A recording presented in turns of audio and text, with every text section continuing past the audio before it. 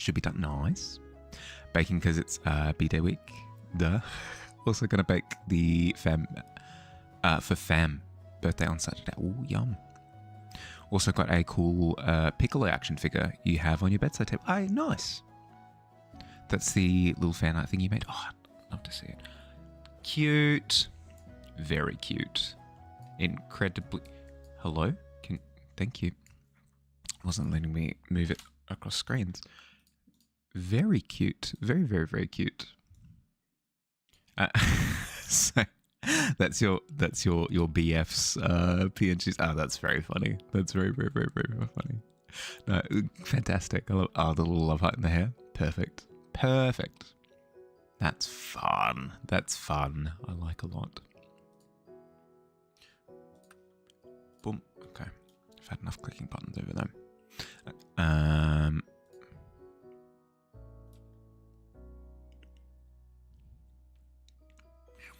This is your little character in your BF. Is it the same link?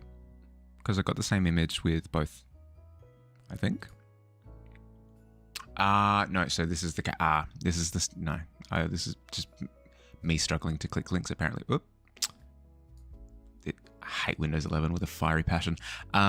So this is your character, and then the other one is your character squeezing. Yeah, that's fun. That's fun. I like that. Took them out of the oven. Actually, nice. Piping hot cookies. Always joke that you're super lovey-dovey and he's like, please help me.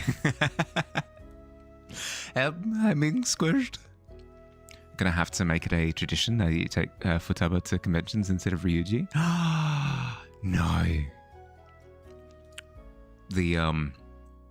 The throne taken.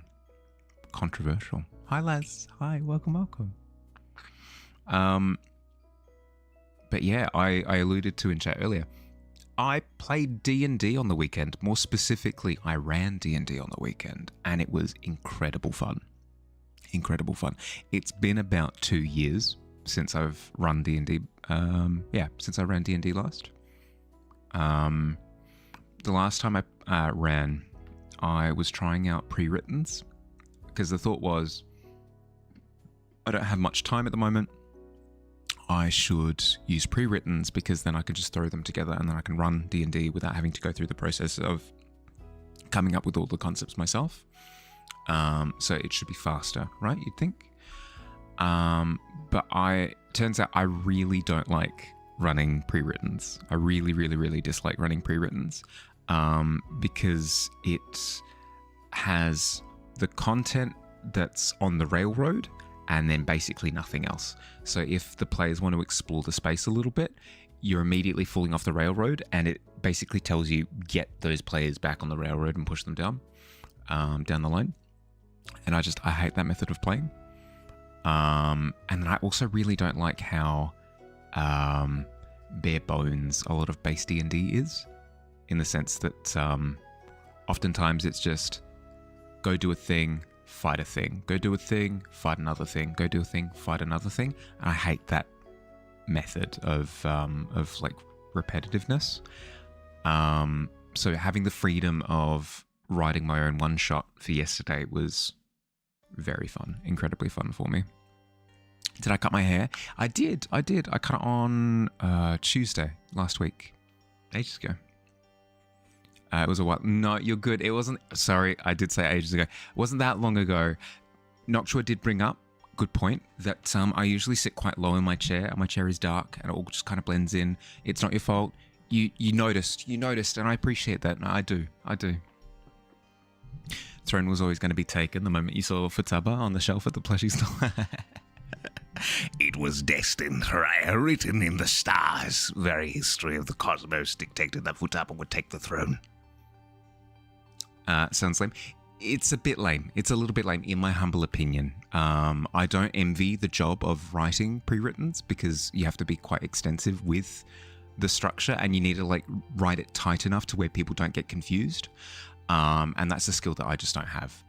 But I gave it a red hot go. I just don't like the format. I thoroughly enjoyed running my own thing yesterday, though. It went really, really, really well. Your only DM was awesome. He would mold the story around your characters and backstories, not despite them. Yeah, exactly. Yeah, exactly. Having the ability to mold the experience, I think, is sick. And not just at surface level, actually having characters interacting with you with pieces of information based off of who they are as characters, I think is awesome. Only ever played D&D once, but you want to play it properly so bad. It's just so hard to schedule with a group, for sure. For sure. I have the tentative plan to eventually start running little Discord one-shots for people, whoever wants to learn to play D&D. Just doing like little intro things where we throw characters together and then play for like a couple of hours. But I don't have that set in. One, I don't have it set in stone, and two, I don't really have an idea of when that would be. Hopefully I can get that off the ground before the end of the year, but I can't promise anything, unfortunately. He could do sound effects. He was a good narrator. He even worked around us being absent half the time. Yeah. No, finding a really good DM who's not only creative but also flexible, I think is like finding a needle in a haystack. So you absolutely had gold on your hands. It was in a school, so you couldn't make it every time. Yeah. You're keen? An eye out for that? Yeah. Okay. I'll let you know. I'll post on the Discord whenever that's coming about, and I'll mention it on stream as it's getting closer to that time, so that it doesn't come out of nowhere and catch people off guard. But yes, the session yesterday was very, very, very fun. I believe it was my best session that I've ever run, which is a crazy thought given that I've had a 2-year hiatus, but it's true. I think it was a case of a lot of self-reflection between having played last and this time allowed me to kind of improve the craft of idea generation, which meant that when it came to actually sitting down and playing the game, I had like a lot of ideas ready to go, and it paid off. It was really fun. Had a really good time. But that's all in the past. Let's focus on the present, at least for a second, and then we can get distracted again. How are we going? How was our weekend? Cherry is sick. I hope that you get better soon. Noctua, Cherry, and Billy are all baking cookies. Can't remember what the other baked good was. And then Billy was baking D's. That's right. Yep. One of the heads of education, which he had 2. It was a girls' home and did everything online. So they were the main staff at the school.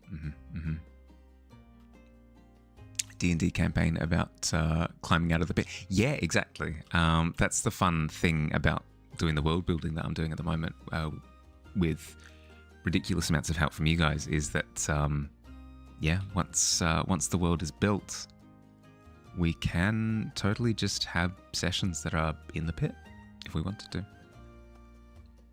Why would anyone want to do that? Think about the present. It's pretty good. Present's pretty good. I can't complain. No, the present is fantastic. I get to chat with all you guys. Draft. This one, Hello Bone Collector. We have that kind of, dog shape. Cool. Easy. Never been down there yourself, but you've heard tell of greatness. It's pretty fun. Once this infographic is complete, it'll be good to have a visual point of reference so that, for example, in your case, Laz, where you're like, well, I've never been in the pit. What does the pit look like? What are we talking about when we're talking about the pit? I'd be able to show you this image and be like, well, so the tavern is up there. If you fall through the cursed floorboards, you end up in the pit down here. And this is what it looks like. This is the layout. This is what happens down here. That's the plan anyway. That's the plan. No, I'm doing incredibly well, all things considered at the moment. I've got a fun commission in the works. That's going to be really cool to show you guys, and I've been given permission to work on it on stream if I want to. So when it's looking a little bit snazzier, I'll absolutely give it a share. You must remain strong at the top, unfortunately. Can't enjoy the simple things anymore. Have a reputation to uphold. That's tough. No, that's as soon as you take into account social expectation, no, it just gums everything up. D&D campaign about conquering and ruling the pit. Yeah, we totally could. You totally could, yeah. Or it could be like it could be a tragedy, you know? It could be a little one-shot about the folly of attempting to usurp the pit, right? Where everybody dies at the hands of the pit king by the end of it. Rules with an iron fist, as I'm sure you know. Now that's your cup of tea. You can be the benefactor from above. So you're the person throwing like little trinkets down into the pit for the pit goblins to collect. Hell yeah. The only real winner is the pit. Yeah. Well, and the friends that we made along the way for the short stint that we had them before we were all tragically murdered.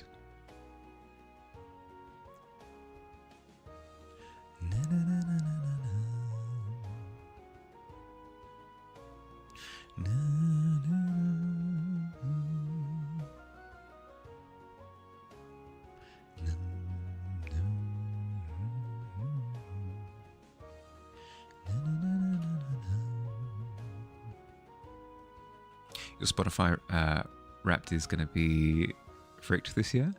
Oh, how come? Is there something that's skewing it in one direction? Or is it going to be like the rest of us? It's going to be just K-pop Demon Hunters the entire way down. That's not true for me though, because all of my stream music is through Spotify. So it always wins out in the end. It'll be stream music and Golden. That'll be the two listings. Listen to to only one song for the past 2 days, and you've worked. Oh no, that's tough. That's tough. What can you do?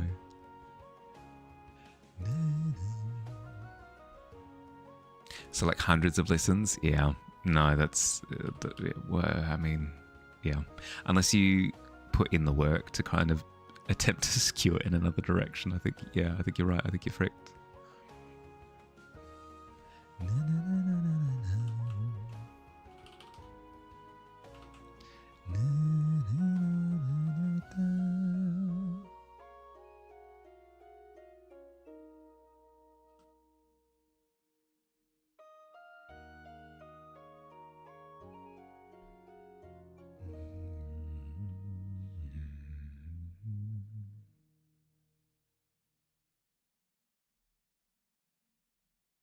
We will find a skull shape that we are happy with. It will happen. It'll happen. You know what? To Google. Google. Hi, it's me. Can I have a wolf skull, please? Oh my. Oh me, oh my. I actually got it pretty close. Okay, cool.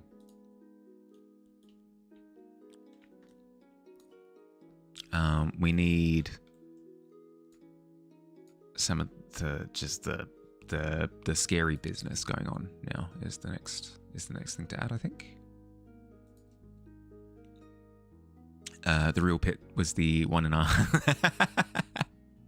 I love that as a spin.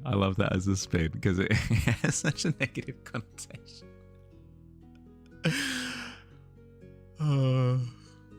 The true pit was the one in our stomachs the whole time. We were filled with dread and starving. You missed the race? You did. Sorry, bud. Hope you're doing well, though. Race aside.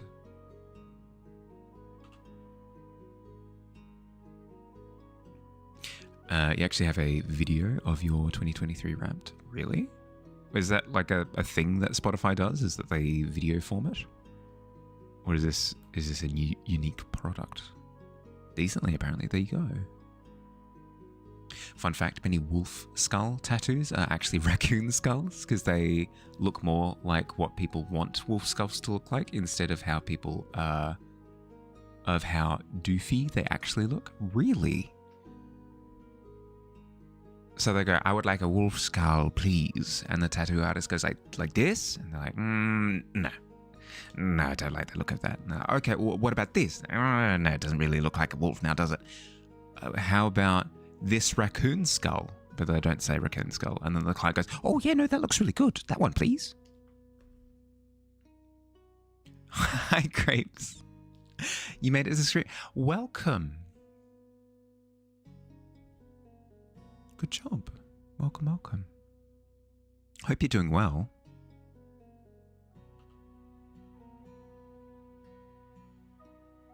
Yeah, I've been good. I've been really good. Really, really, really good. So it was PAX Australia this past weekend. So I have a buddy over at the moment. We've got a tradition of he comes over to my place every year. And we go to PAX. And that's been really fun, hanging out with him. Then PAX itself was really fun as well. Got some cool dice, which I don't have on hand right now, but they're blue. They're really cool. Got an art book. How's Moving Castle art book from Studio Ghibli. Really, really, really cool. And a couple other little trinkets. So had a blast finding like cool little knickknacks all over the place. Had a good time. Then I ran D&D on Sunday for the first time in 2 years, and it went incredibly well. I tried a new prep method for the session, and it paid off in dividends. No, it was great. It was fantastic. What I usually would do for D&D prep was I would write out how I anticipated the session to go and trying to count for everything, right? Like, okay, well, if I meet this character, then this, then if I meet this character, okay, and then have like this little bit of dialogue prepped, and then have like a vignette written for the start of the session to like place them in the, and it was a lot of work. And then half the time, a lot of it wouldn't actually come up. And it also felt really stiff all at the same time. So a lot of downsides. Upside being I was relatively confident in the things that I was narrating. This time around, though, I prepped 3 things. I prepped table of names, table of random little encounters, not encounters in combat encounters, as in like you're walking down the road and then a ball bounces across the street and a child runs after it, or a massive elk with a cart strapped to it is like moving down the street and the crowd is parting, or like a piece of scaffolding is shaking and somebody falls off, like little vignettes like that. So I prepped that. That was the second thing. And then the third big thing was I prepped all of the information that could be found. So maybe they find out that the bad guy is baking cookies. Maybe they find out that the cookies are chocolate chip and peanut butter.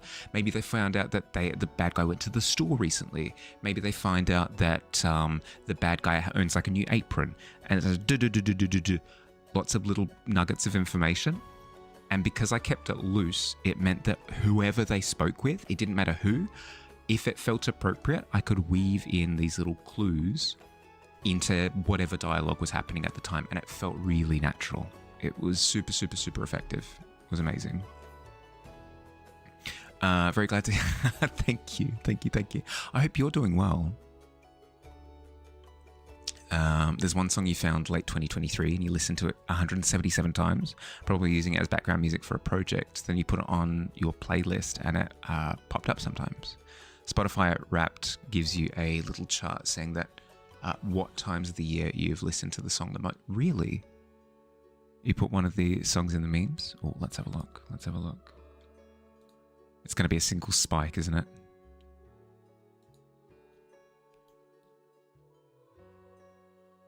Oh, good lord. Yeah, no, I was not wrong. Check out this spike. So it's got all of the months of the year. And then October, November, boom. Massive spike. And then never again. That's fantastic. No, that's awesome. I called it. Immediately, I knew I was going to see a pillar.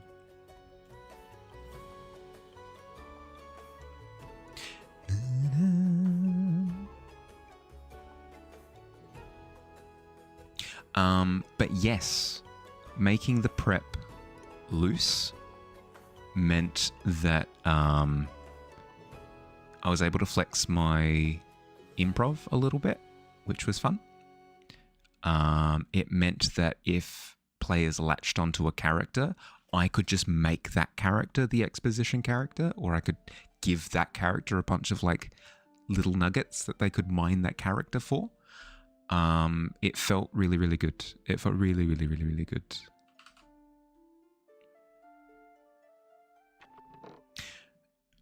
Never heard of any of our other songs. It was just how do you even find the chart? I'm not sure. Les might be able to tell you.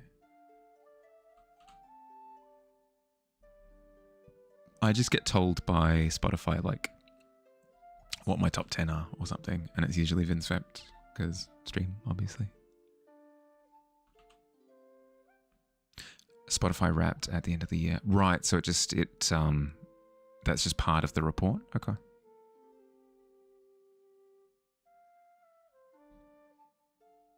Also did post some doodles. Ooh, let's have a look.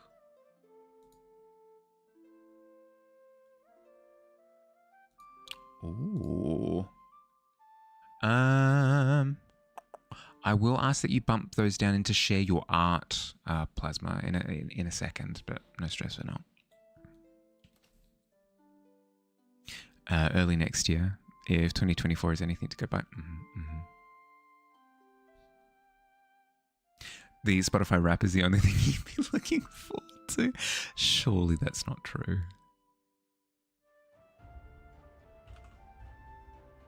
No, you're good, No stress. I'm not annoyed at all.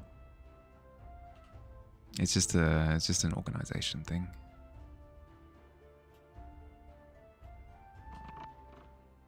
Welcome back.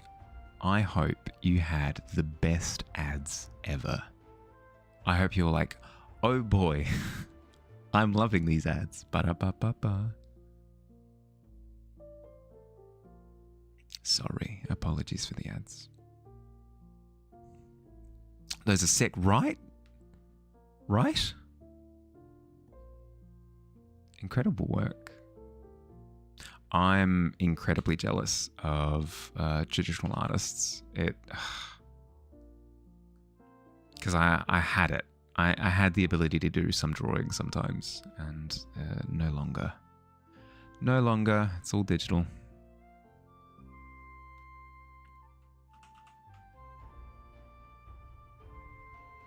Search the Wrapped on Spotify. You can still get your top 100 songs playlist of previous years. Really? So it doesn't keep all the detail, but it does give you the top 100.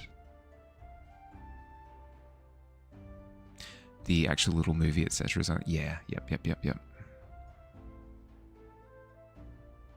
Fixed. Thank you, Grapes. I appreciate.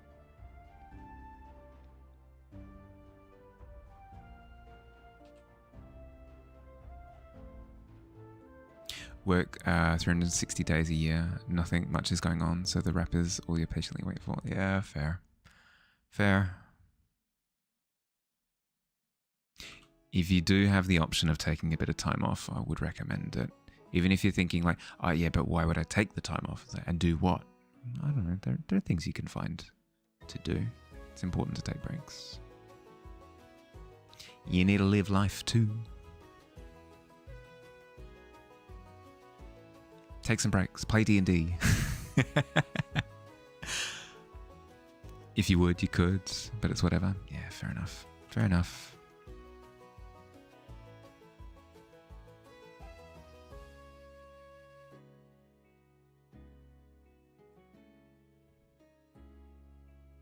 You'd love to try D&D, not gonna lie. Well, I was just saying to Kitty earlier that I do plan on eventually. I have to say eventually because I've got nothing to promise at the moment, but I do plan on eventually running little D&D one-shots in the Discord, on like maybe once a month or something. But I'll let everybody know. Like I'll say on stream, I'll message on the Discord like, hey, I'm planning on running X, Y, and Z. So anybody interested will be able to jump in. It'll be limited spots, but you kind of have to do that. Otherwise, massive groups of players is not fun for anyone. 20, final count. How many songs from your favorite band are in your 2024 wrap-up? 20 in the top 100? That's not bad. It's not bad. The year your favorite album came out. Songs from your top 4 songs, and number 5 is from the same band. I mean, if you know what you like.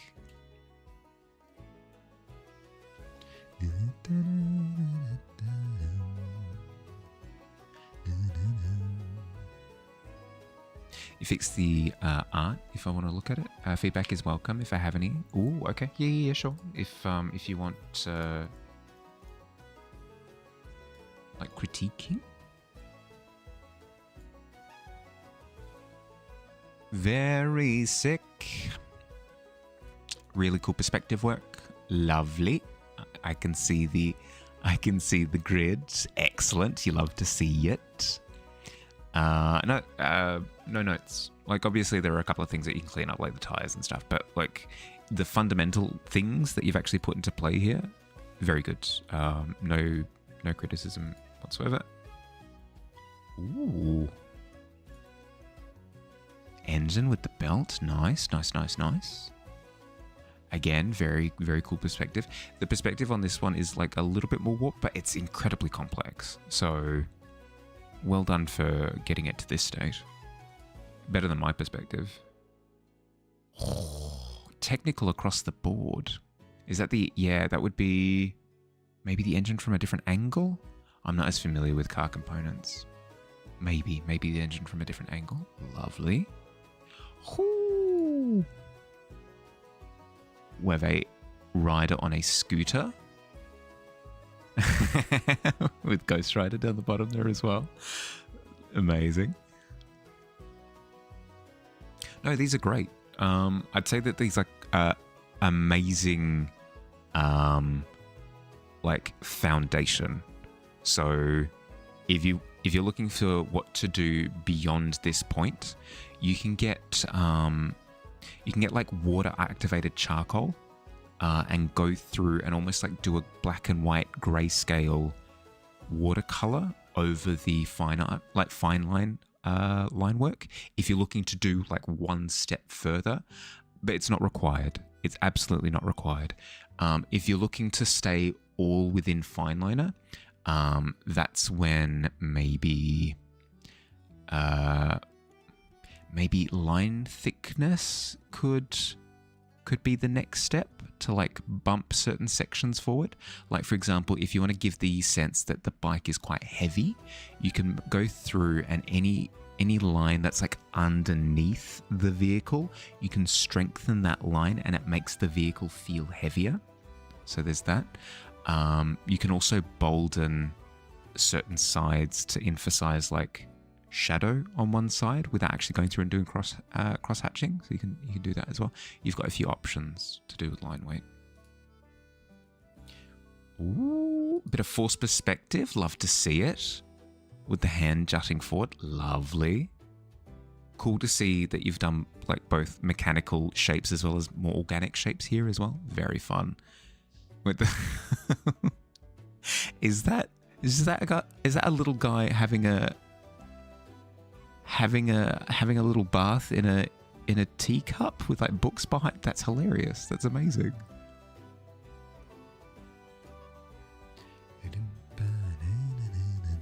The Michael Jackson lean? Jojo lean? Jojo lean.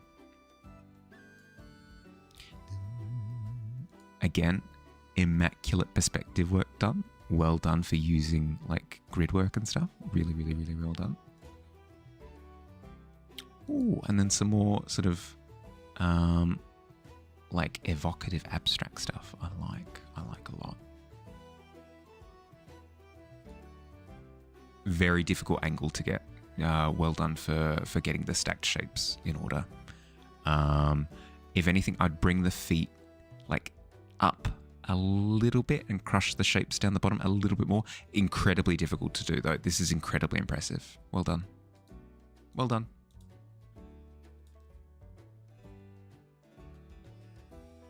A different engine. Mess up because it was your first try. No, for sure. For sure. Winged it as much as you could. With the line thickness, but you've been using only jelly pens lately, so it makes yourself struggle more because challenging attract you for some reason. That's fair. That's fair. Like giving yourself challenging little missions essentially can be motivating. I can see that. Another benefit with changing line weight, it helps create a clearer silhouette. It does. It helps to differentiate different parts as well. Yeah. Helps you with control and confidence as well as learning to adapt. Yeah. Thanks for the feedback. Keep them on your mind next time. Yeah. Sounds good. If you can get your fingers on water activated charcoal, it's really fun. Really fun to couple with fine liner. Highly recommend if you get the opportunity. It's really, really, really cool.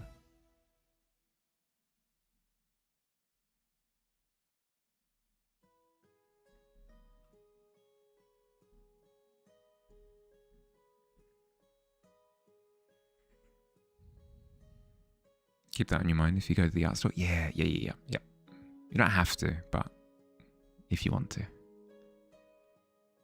Recommendation.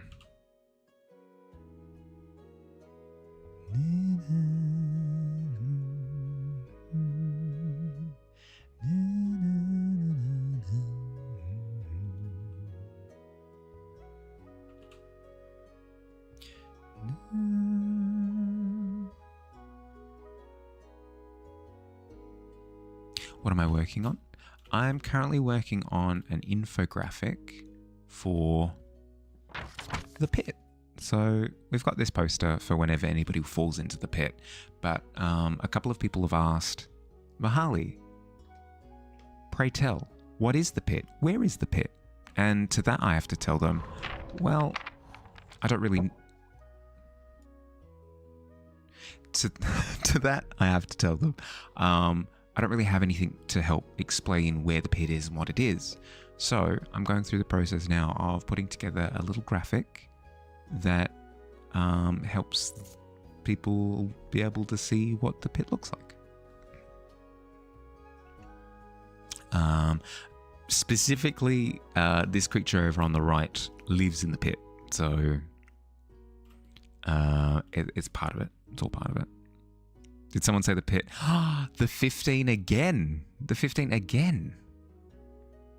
A solid 15.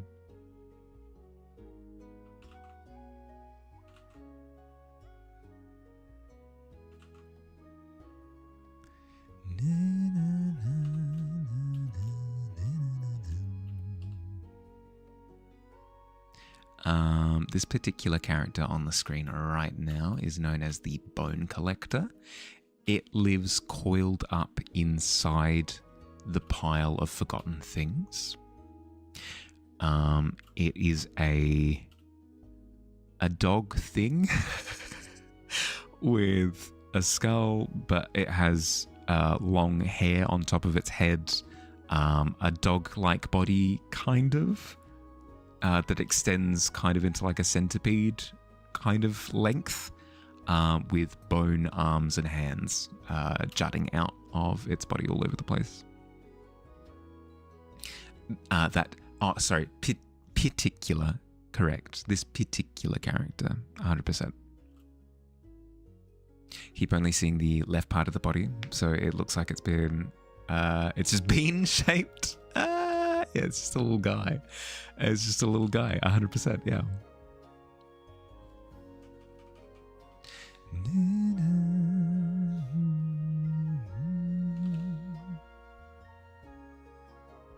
Enjoy your lurk, squids.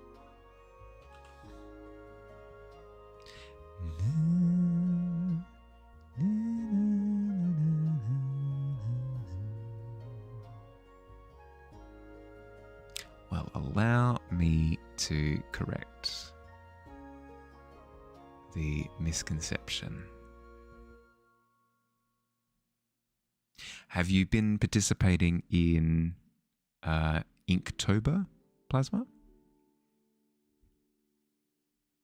Because those little sketches, the doodles as you've described them, would be perfect for Inktober if you aren't involved already.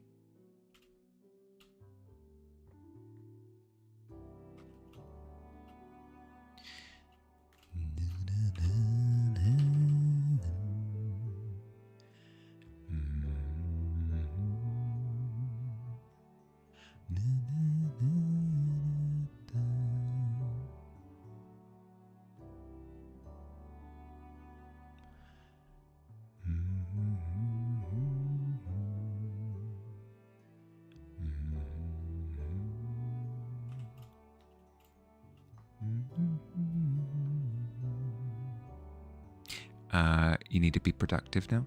All good. All good. Good luck. Have a nice rest of the stream. Thanks, Dust. Thanks for dropping in. Enjoy your day.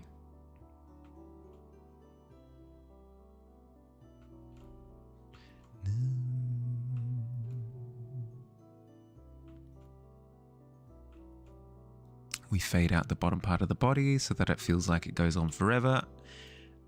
Similarly, we want to fade out the body here as it kind of intersects with the head a little bit, just to give the impression that this part of the body goes back and then around,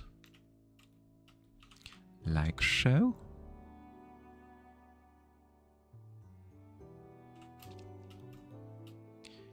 Perfect.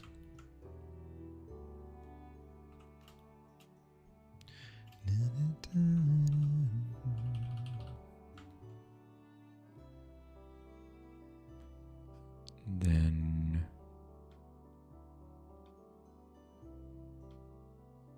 what layer are you? This is all on pit lighting? Really? That's not good. Hi Cloud. Hi Cheeto. How you going? Grab that. Cut. Paste. There we go. Fixed. And we'll call that The Bone Collector. perfect. How you going, bud? How's your weekend been?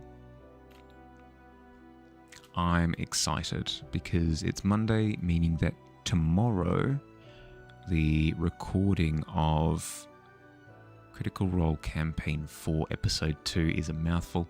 Will be available. Huzzah! I can never catch it live just because I'm usually busy at the time. But I'm so excited. I really enjoyed the first episode.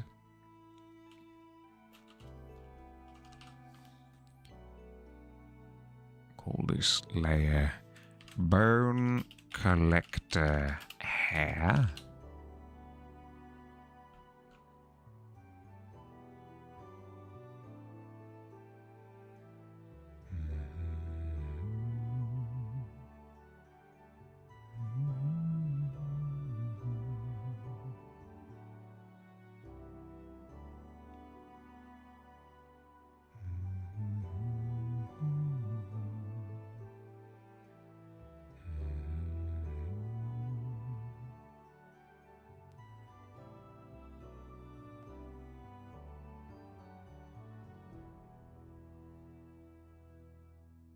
It's not quite as poppy on the black background.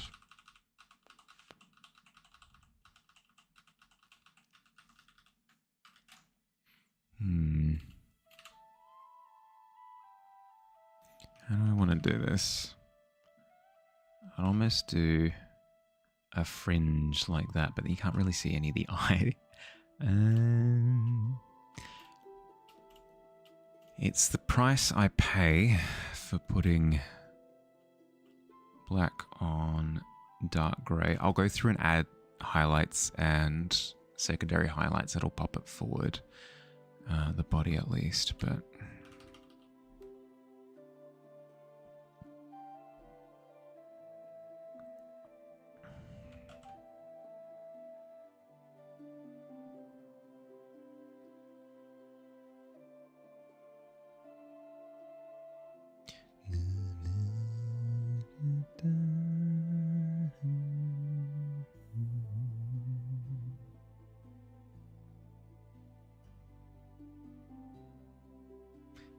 Maybe it is just mostly the snout that sticks out the front of the fringe. Perhaps. Give that a go. See how I feel.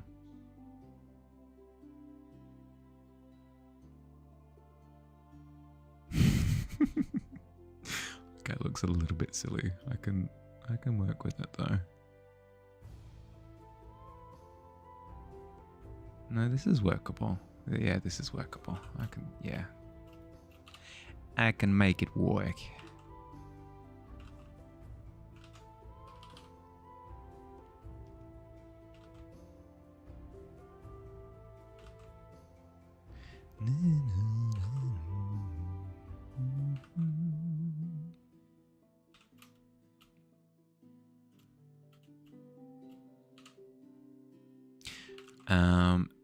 Am I drawing all on my lonesome tonight? Is it only I doing the arts? Or do I have fellow drawers?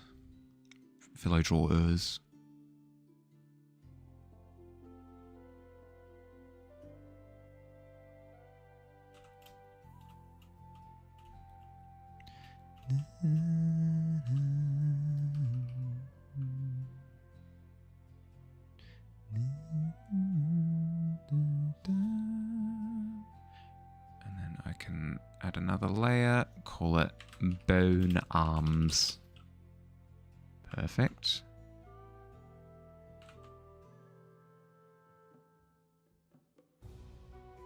Feeling good. Finished the first draft of your book today. Exciting.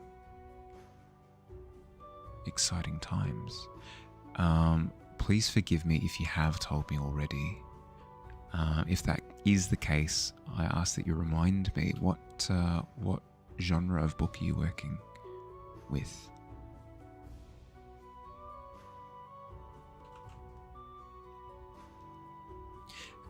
Charging your Apple Pencil, but then you're finally going to do that art quest. Nice! Oh, with the non-dominant hand? Heck yeah. That's going to be fun.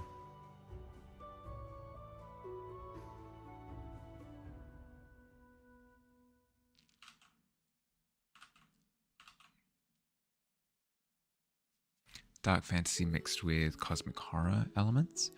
Ooh, okay. So, a lot of like big inexplicable concepts, maybe? That sounds fun. That sounds incredibly fun. I love the prospect of there's this thing, it's too massive to understand, but the characters in the story are kind of being like exposed to it, and they've got no understanding what's going on, but it's having an effect on them. Got too busy with birthday prep? No, all good. As I said, when you receive the quest, it's not a case of it being like a hard due by date or anything like that. It's more, how much time would you like to put into it before it gets into, before it becomes a problem. So setting limitations for yourself can be helpful. Yeah, good.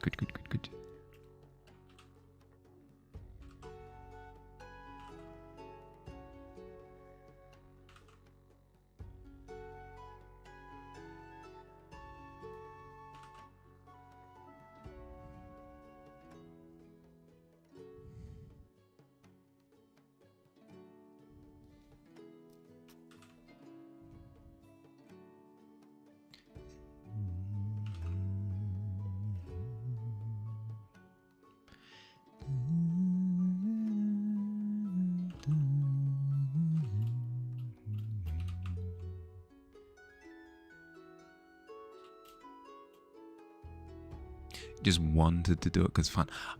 I see. Fun. Not allowed to do fun things. It's against the law.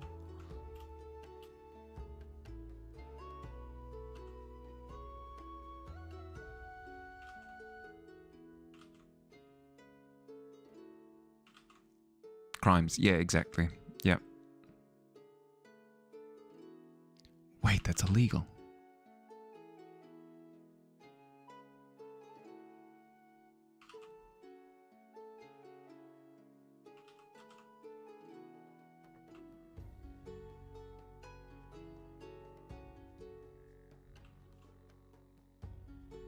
Okay, we're darkening these bones a little bit so that it looks like the arm is poking out from further back.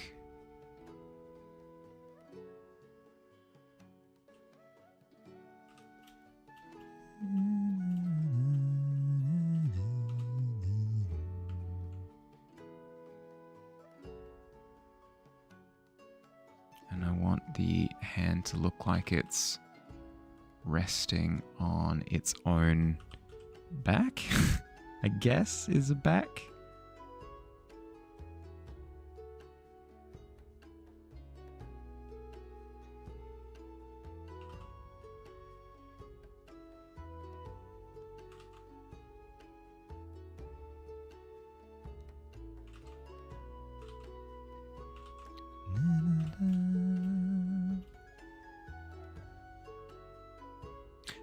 Gonna have to catch you first. Not gonna stop having. Ah, brick! They're on the move. Somebody catch that gnome.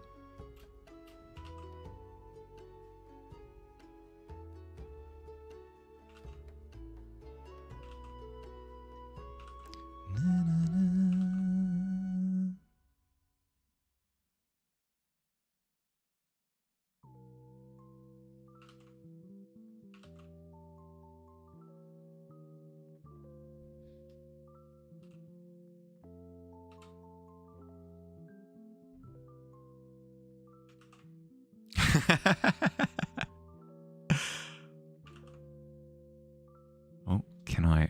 Do I avoid the? Do I avoid the potion? Do I avoid it? I do. I do manage to skip to the side. Excellent.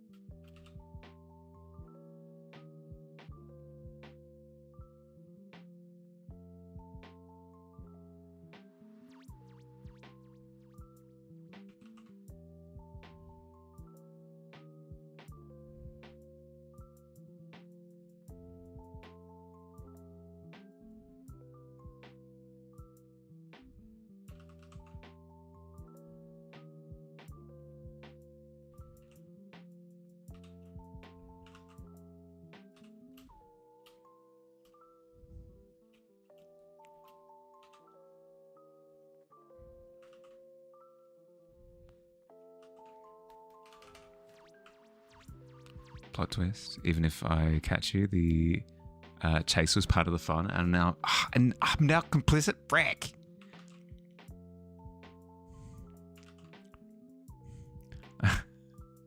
I love the idea of having to force a frown on my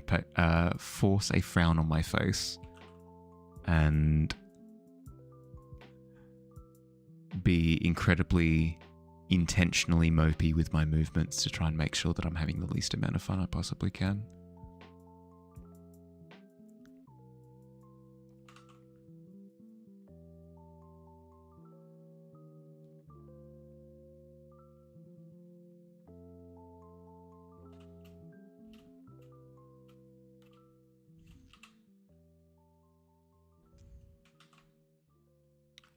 Okay, I'm liking that direction.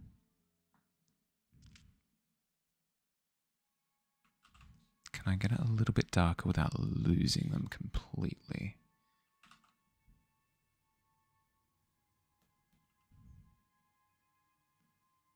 Maybe.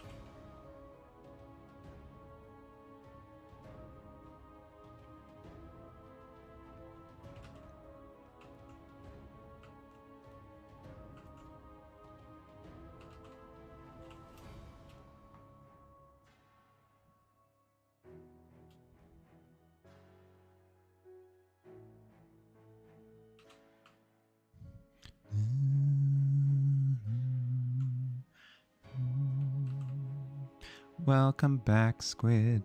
Did you win?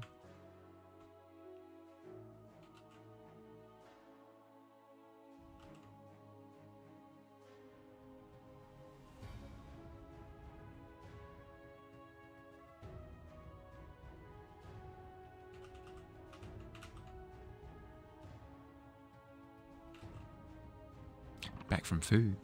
Now you're going to do some Dragon Ball studies? Ooh, nice.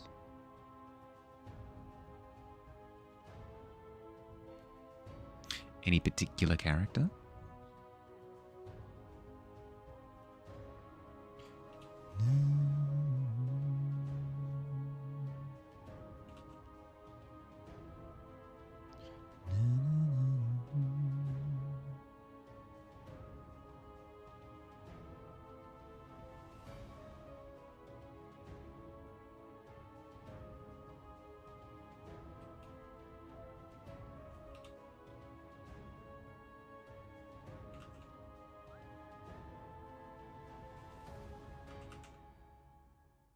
Thinking Cell, because is overall your top favorite character. Piccolo being a close second.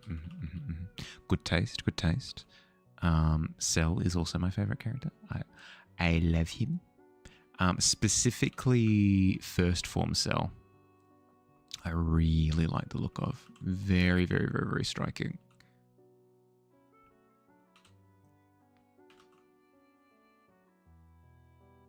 Piccolo is an RAS icon.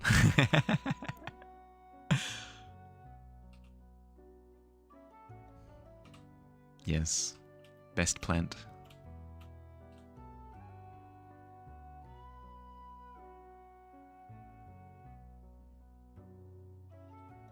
Love Perfect Cell more than Imperfect? Really? Fair enough.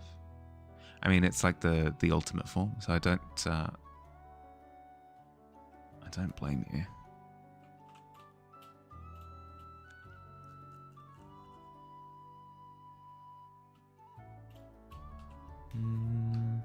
I think having the hand up is dumb. Let's have it reach down like this. That's fun. And then I can have it fade. Yeah, perfect. Perfect. Beautiful. That's gorgeous.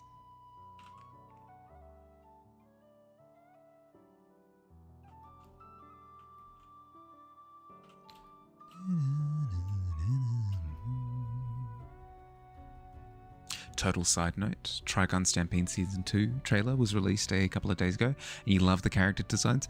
Nice! No, it's been a good hot while since I've been super invested in an anime. Actually, I don't think that's ever been the case. I don't think I've ever been really into an anime and then have had the experience of the sequel season getting announced. That would be incredibly hype, I'd imagine. I'm weird, where if there's an anime with a single season, I'm incredibly likely to skip it. Specifically because there's a pattern with animation studios where they literally only intend to do the first season of a manga. They only intend to adapt the first season of the manga, because the purpose of the anime isn't to create an animated version of the manga. It's almost like an advert for the manga, where they're like, okay, we're going to release a really good quality first season, and then if you want to find out the rest of the story, go read the manga. Stores near you. And I get it, like, it's effective, but at the same time, why would I not just read the manga from the start, you know? So if anything, I've got a habit of, whenever I see an anime that comes out that only has one season and I like the look of it, I just go read the manga instead, because I know that I'll actually be able to finish the story. Funniest part in the trailer is the is the way Meryl meets up with Wolford again. She just runs him over with her car. Season 1 of Trigun Stampede is actually a prequel to the main story. Season 2 will follow more of the main story from the manga, you think? Mm-hmm. But even still, like, there are quite a few series where they release and it'll be months. It'll be years. It'll be years past when the first season came out, and everyone's like, yeah, no, there's never going to be a second season to this. Hi, Ghoulie. Welcome.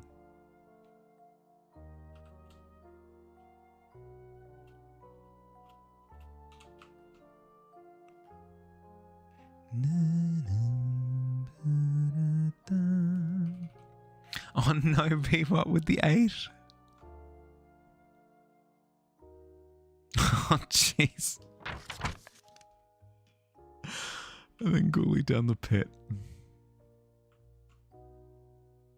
So long, my friend. Enjoy your dip. How are we? How was our weekend?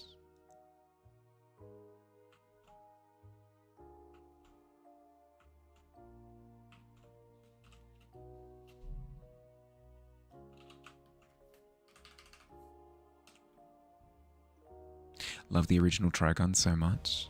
Yeah, I did too, but I can't fully commit to that given that I didn't finish it. I watched a few episodes of the original Trigun and I really did enjoy the aesthetic of the animation. Like it feels kind of peak, like Akira, kind of spot in the timeline, where the animation feels like goofy but like in a really earnest way, but then when it turns serious it cleans up really nicely. The only problem that I had with the first series of Trigun was that the start felt a little bit slow, and that's likely why I fell off the train, pun intended. But I'd go back and watch, I think. Sure, you can find a place to nap down there. Yeah, absolutely good. Absolutely good. You're afraid to watch the new one? I've heard good things. I've heard good things about Stampede. Mostly from Squid, but I have heard good things. How was my adventures this weekend? Good. Busy. I went to bed early last night thinking like, okay, I'll get up early, get some work done. I've got a new commission that's come in. I need to start work on that. I've got an old commission that I need to work on as well. Like I've got a lot of work set up for today. I slept through all my alarms, ended up sleeping for like 14 hours. I was wrecked. I was absolutely wrecked after the weekend. Absolutely wrecked, but in a good way. In a good way. It felt like I'd wringed all of the fun out of the week in a good way. Like, you know, that satisfaction of like 100%ing a level in a game. It felt like that. The character redesigns are also still accurate enough for you to recognize each of them. Fair.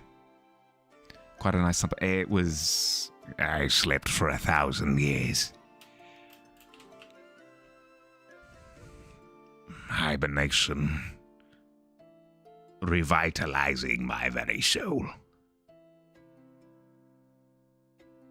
It was good. No, it was well needed. Very well needed. Costume looks good. Thank you. Thank you.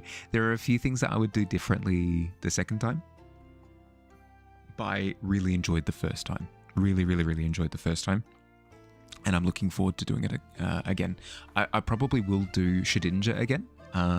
Like I'll spruce it up. I'll upgrade the costume for next time. Yes, I am now Mahali the White. I've been bestowed upon a title once adopted by my predecessor, but where they have fallen to the forces of darkness, I rise, stronger than ever. I've got these fresh new duds as well. I'm a little bit difficult to look at in the sun, though. I shine quite brilliantly, so avert your eyes whenever the sun is out, because there's a bit of sun damage to the retinas. But otherwise, really chuffed with the new kicks and stuff. Mentioned you want the Team Fortress 2 cosplay meetup in the Discord. Went to the Team Fortress 2 cosplay meetup in the Discord, right? I don't believe so. I don't remember that being in your message. If you did, that's really cool. I saw Jazza. He's an Australian artist on YouTube. He put together a massive, like alien carapace cockroach, like something straight out of like a StarCraft 2 massive costume on stilts. And I'd been watching his making of costume videos for the past like month. And it was really cool to see in person. Really, really, really cool to see in person. That was fun. You did end up going. Had a whole conga line going at one point.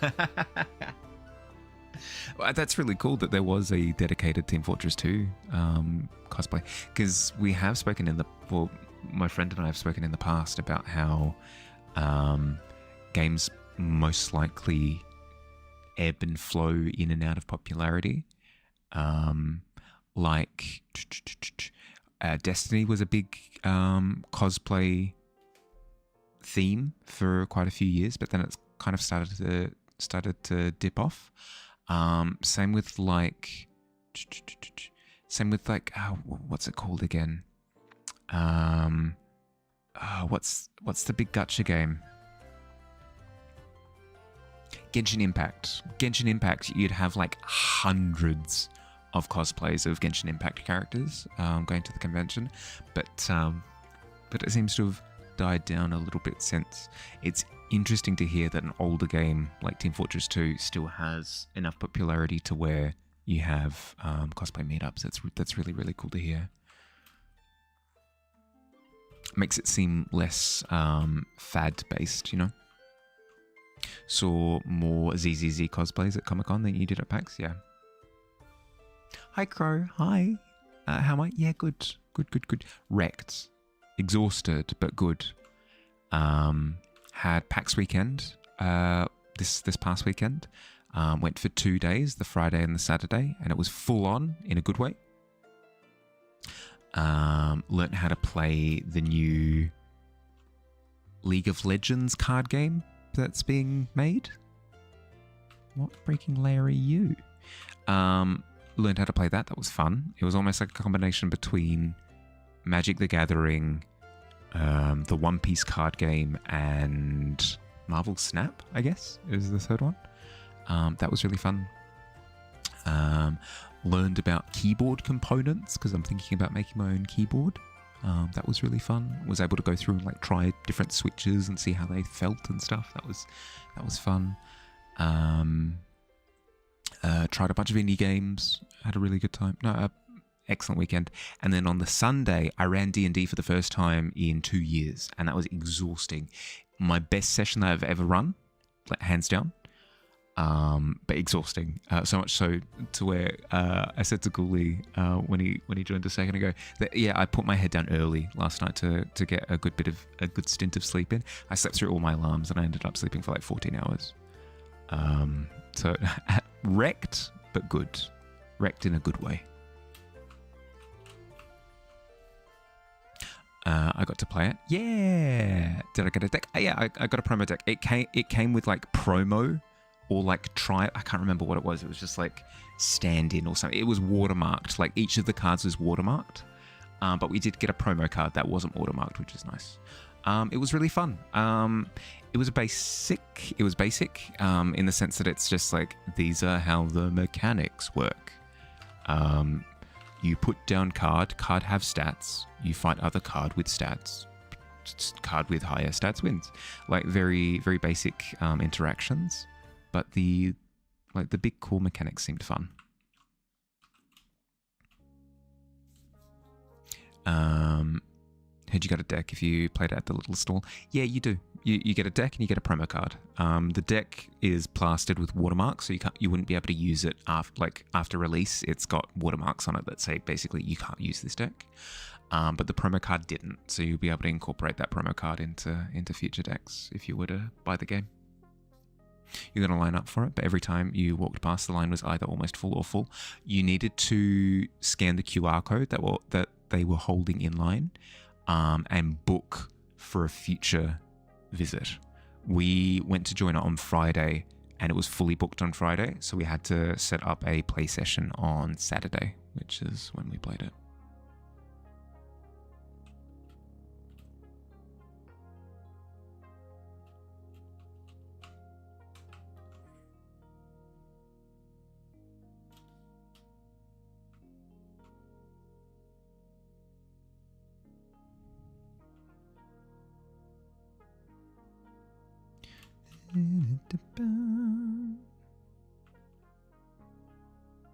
What character is the deck based around? The one that I had was Victor, and my buddy's was a Jinx deck. Yeah, there you go, boom. I believe there was a Yasuo deck, and then I can't remember who the fourth one was. I don't play League, so I'm not familiar with the characters.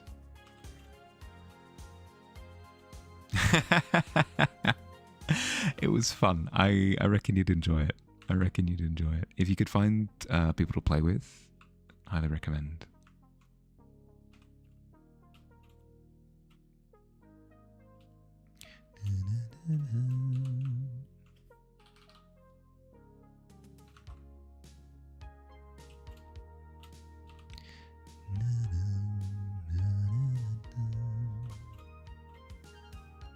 But how are you, Crow? My goodness, sorry. How are you? Are you doing well?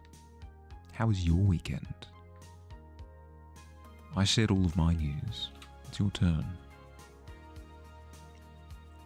Do you have the Dragon Ball card game? And on that topic, you did buy more packs for it. There you go. Finally got a red character, so you can build a red deck now. Ah, is it like the One Piece card game where your captain dictates what cards, like what color cards you can play?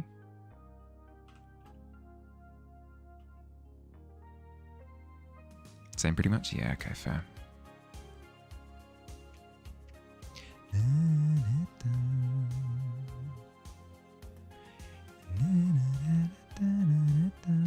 Gameplay's just a bit different.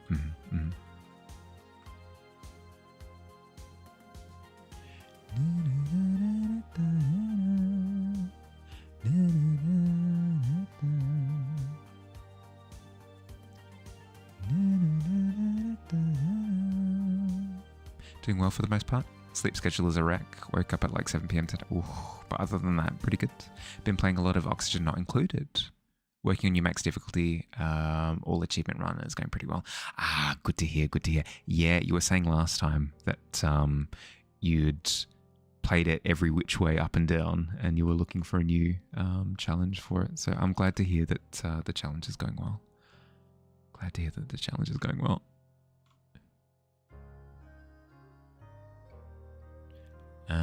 I haven't had time to play many video games lately. I'm a little bit sad, but at the same time, it probably means that I've either got lots of work or I'm being productive in other ways. So like, I have to be like, yeah, all right, I'm doing things, I guess. But I don't know. I miss it. I miss the video games. I need to finish the new Donkey Kong game. I haven't been playing it because I've just been busy. Brick.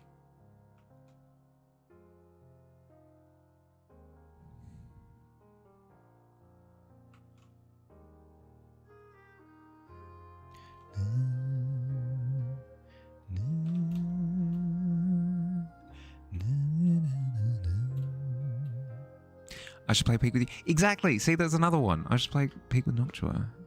The game is Peak.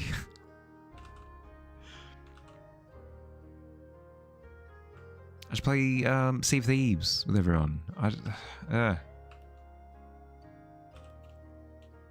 hopefully at the end of this week.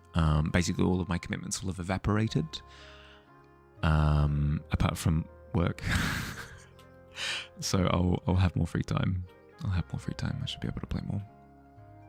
Need to modify your green deck, actually, because you do have cell character cards that you want to use. Nice.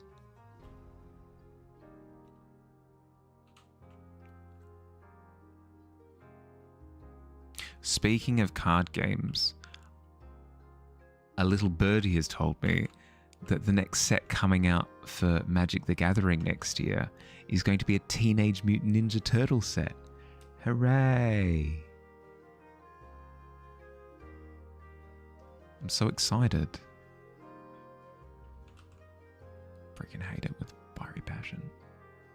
Why do we do this? Why do we do this, gaming companies? Why do we sell out the the identity of the card game to do crossover garbage? Hate it so much. Break.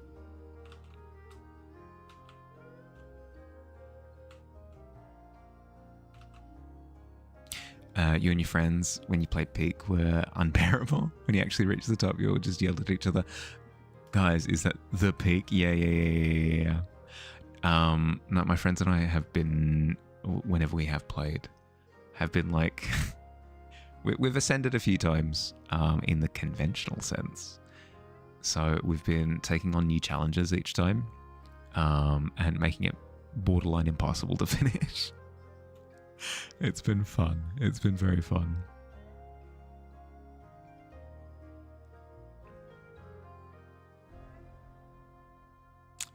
Sneaking up behind people, setting up a cannon and launching them without their noticing is maybe one of my favorite things to do. Breaking news: companies are more interested in profit than the integrity of their franchise more stuff. Well, that's the thing, though, is that yes, it gives them short-term profit, but it like destroys like the longevity of the property. It's very like short-term gain minded. I don't know. I prefer like small scope, high passion more so than I prefer wide popularity type thing. I think I literally said that to somebody the other day. They're like, just you wait, you'll have 1,000 viewers. It's like, I don't. The thought of having like thousands of viewers is maybe nightmare material. Maybe nightmare fuel. That sounds awful. So the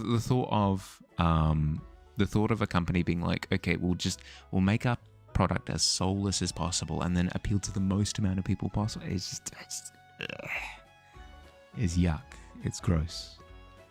Because then you're working with like a blank piece of paper of a property, you know? Vent about MTG. Cat would be right there with me. Excellent. No, I'm glad I've got good company.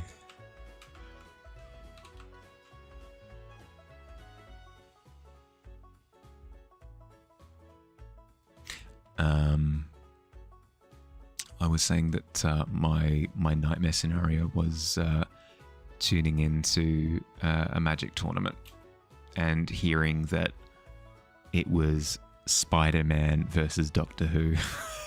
Just not, absolutely not. Just the worst thing ever.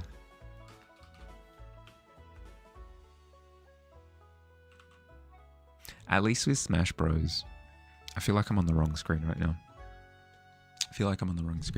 At least with Smash Bros. That's the foundation of the game. It's like, let's get all the properties into this one platform fighting game, and then have them all fight. Like, that is the whole premise of Smash Bros. Whereas with Magic the Gathering, it started as a story. It started as a thing. It's like Lord of the Rings, right? You've got Lord of the Rings like, I'm Frodo, I'm going to take the ring, I'm going to take it Mount Doom. I'll take the ring, Gandalf. And then, and my axe and all that jazz. And then the Fellowship heads off, and then Spider-Man swings in and ruins everything, right? That's the difference for me, is a crossover property is one thing. Same with like a Fortnite. Like, Fortnite doesn't really have a story underneath. It's almost just a platform for crossover, and that's it. I'm kind of fine with that. But as soon as you've got a story that is your foundation, and then you just start chucking in random pop-in characters, it just it pisses me off. It saps any interest that I have in the main game, in the main like setting story. Bleh. Rant over. I promise.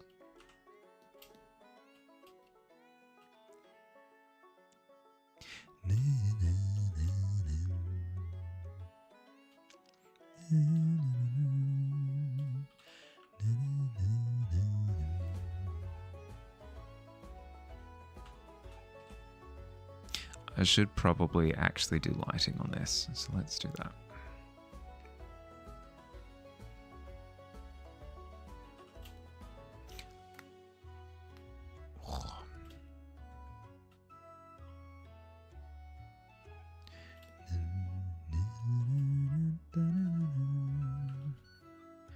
Seems like a lot of the lighting is coming from the front, so we can go through and put highlights through the hair.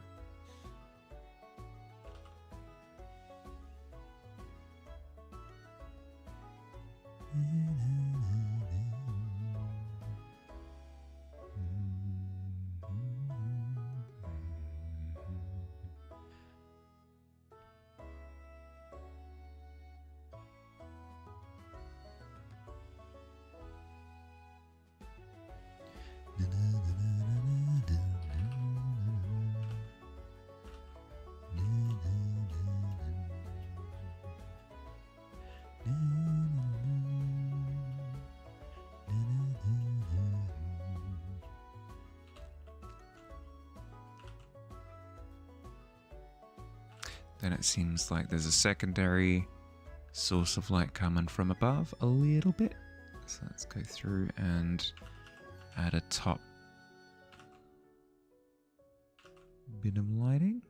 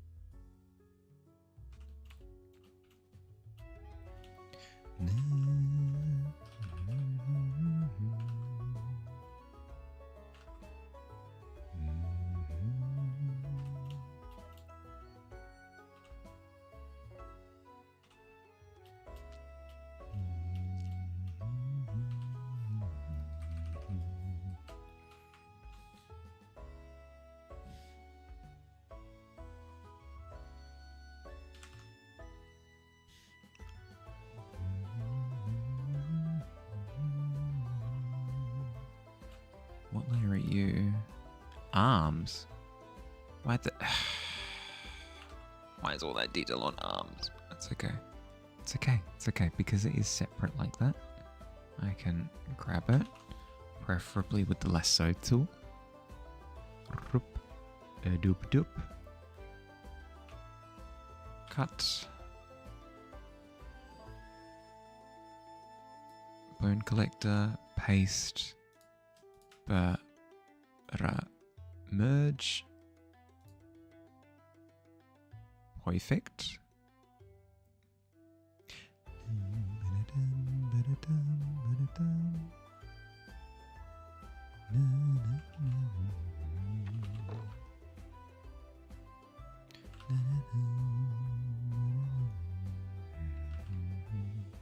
What program is this? It is Clip Studio Paint. Although you might be locked behind ads at the moment. My apologies if you are.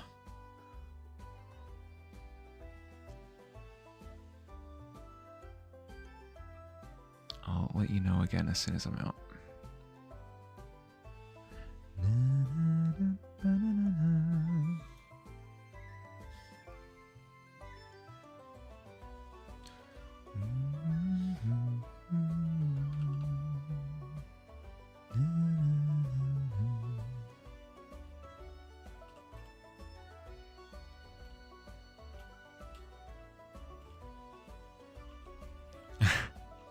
Thank you, Noctua. I appreciate it.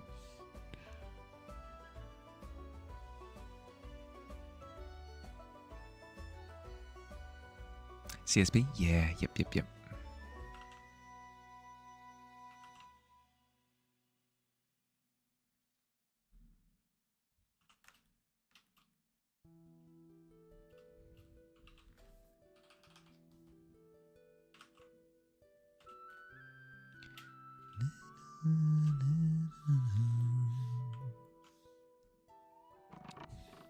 Welcome back. But yeah, it's Clip Studio, so apparently it's primarily used to animate animations and stuff. But its illustration capabilities are rather robust, I have found. So I've been thoroughly enjoying the use of it.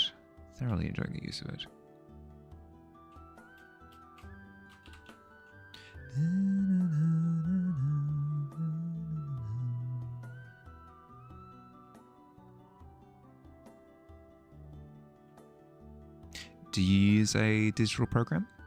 Liebner?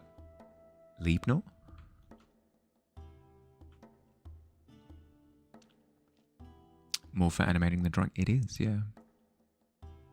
That's what it's like championed as. Is that animation studios in Japan, some of them use this as their program of choice.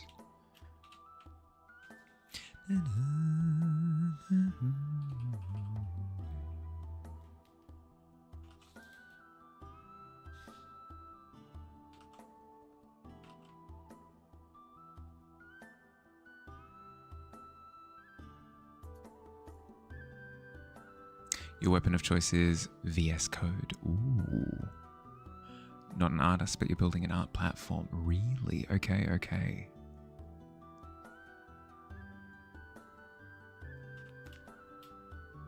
When you say an art platform, do you mean like an art program, like a CSP?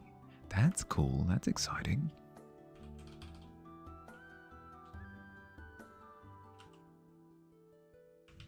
I have one request.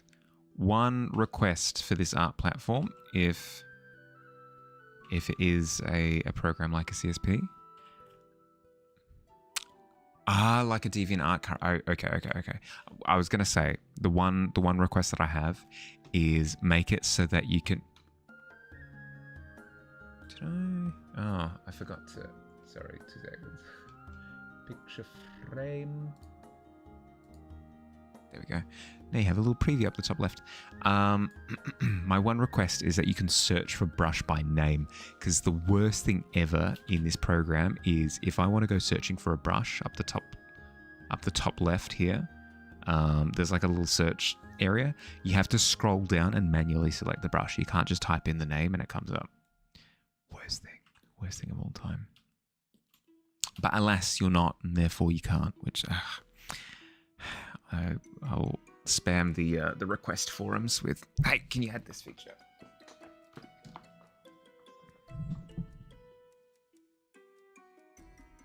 But that's cool. Like a social platform. That's awesome.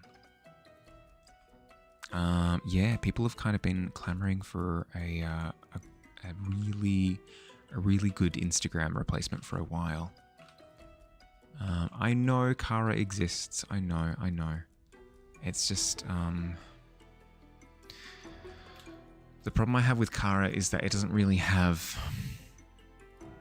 have the ability to like interest people who aren't artists. It's all well and good to have a platform by artists for artists, but then it feels like incredibly insulated. Is the problem that I have. Because I want to make people who aren't already interested in art excited about art, and less likely to be the case if it's all insulated like that.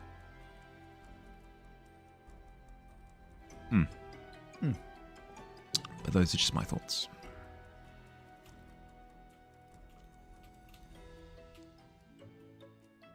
Heard the feedback a bunch before. Yeah. Yep. You keep forgetting to look at car. Oh no. Does not bode well.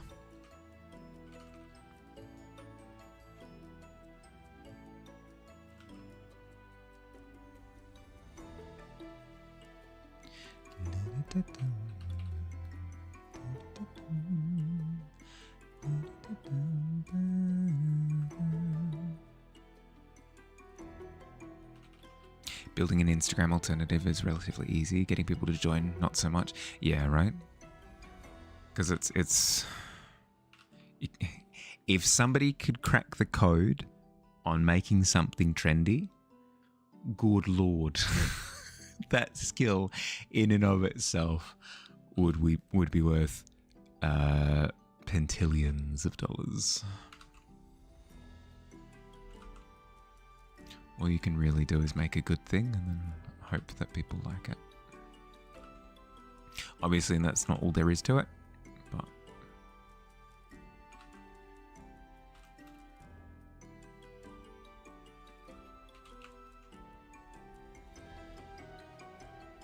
Heard about Kara a while back, and as with many other things, you just keep forgetting to check it out. Yeah. Blue Sky is probably the newest significant social platform since TikTok. Yeah, no, Blue Sky is good. It's just it's got the Twitter format, which I've never really warmed to. I do all of my hanging out with everyone on Discord, and that kind of it scratches the itch. But I could imagine it being incredibly important for like networking and stuff, of which I am awful. Absolutely awful.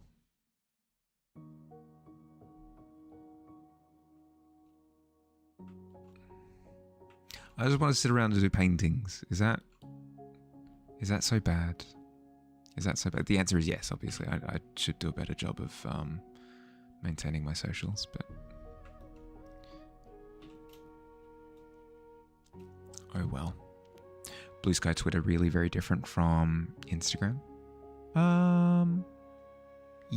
Yeah.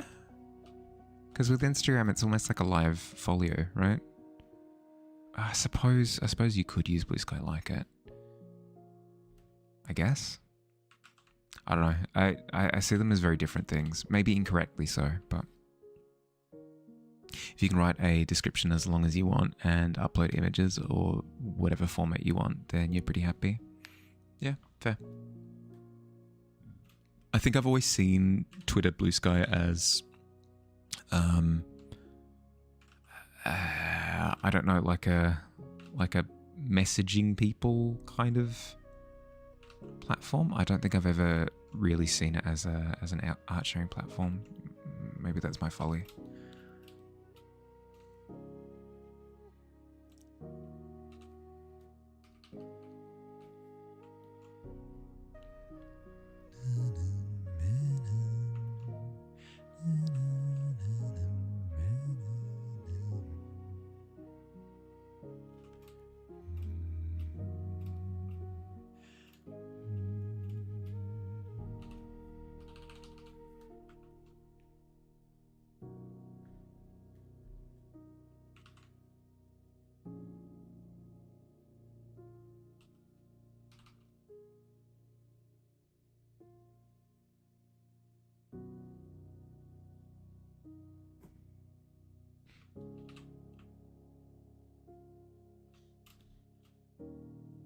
Honestly, don't use either that much. Your girlfriend sends you memes on Instagram. Outside of that, you spend 95% of your time online working.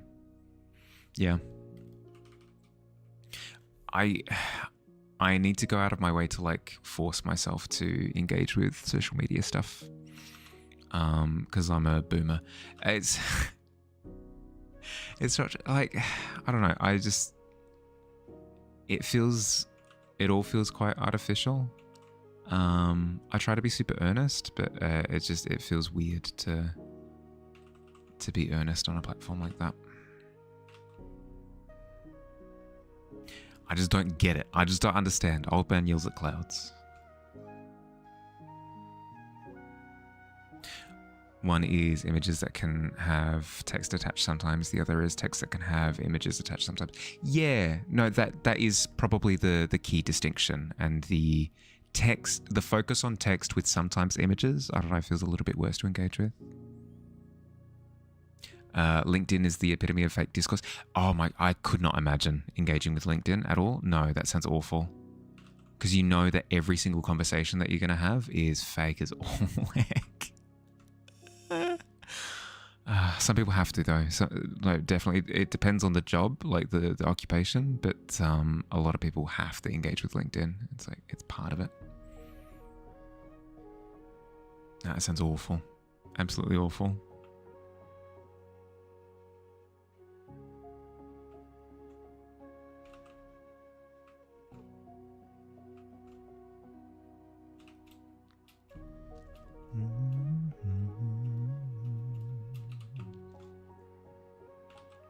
Part of it is also the fact that I'm an introvert, I think. Something inherently wanting to be proactive because extrovert gives you a bit of an advantage. Whereas reaching out to talk to people is really difficult for me.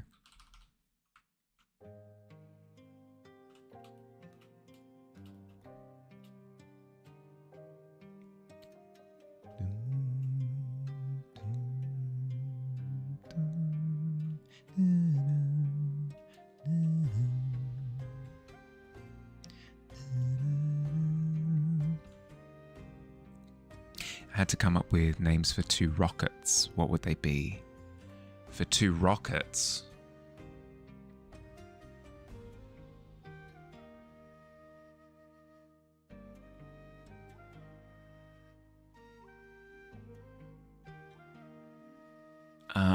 Well, I want to be funny with it always. Always the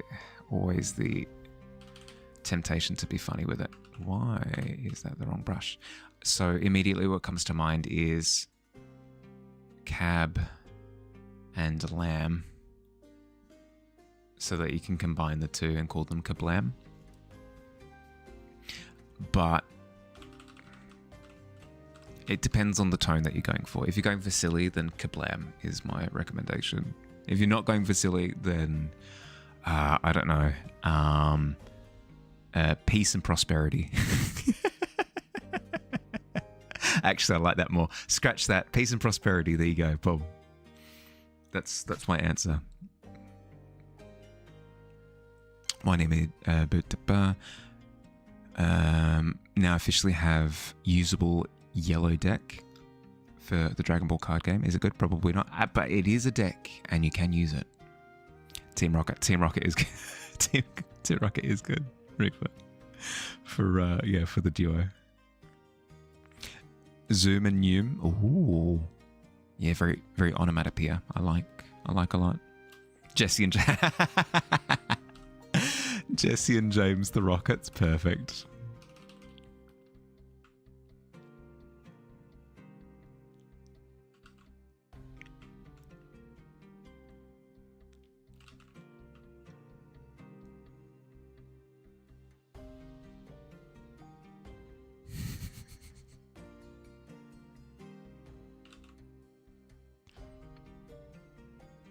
/thread. Is there a /thread command? I'm not familiar with the /thread command.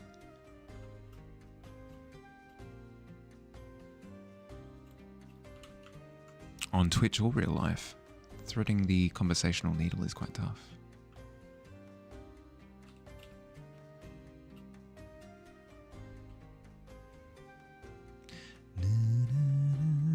I'm starting to like this bone collector image that we've got going here. I'm starting to like it a lot. I think I do need to darken some of the fringe area, like here. But otherwise, I think we're coming along very nicely.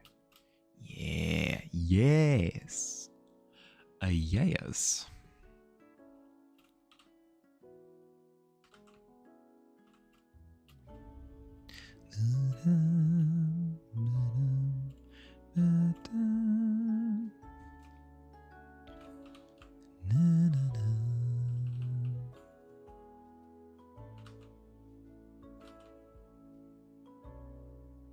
Oops.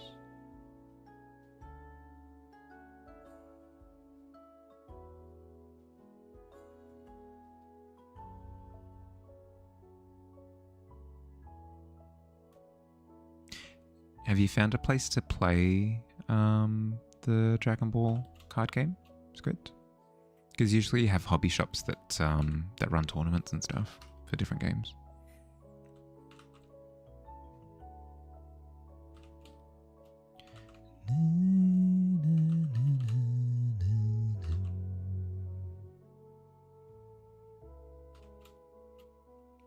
Also have a usable black deck too. So worth the $36 you paid for the 6-packs you got from packs? Nice. Not anywhere near you, but you haven't really looked at all, in all honesty. No, that's fair. That's fair. Plus you've been busy so far this year, so I don't blame you at all. But if you are looking for somewhere to play, usually local hobby shops and stuff are the best place to look first.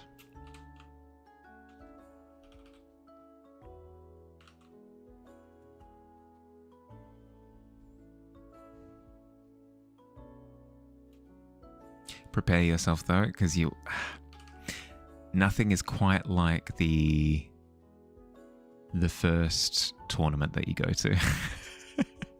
I had it with Smash Bros, where I had gotten pretty decent. Like I was familiar with combos. I had like pretty decent neutral, stage control, edge control, whatever. And then I went to my first local and got absolutely obliterated. Absolutely obliterated. But it can be incredible fun. Incredible fun. A good way of meeting people who are into the same stuff as well.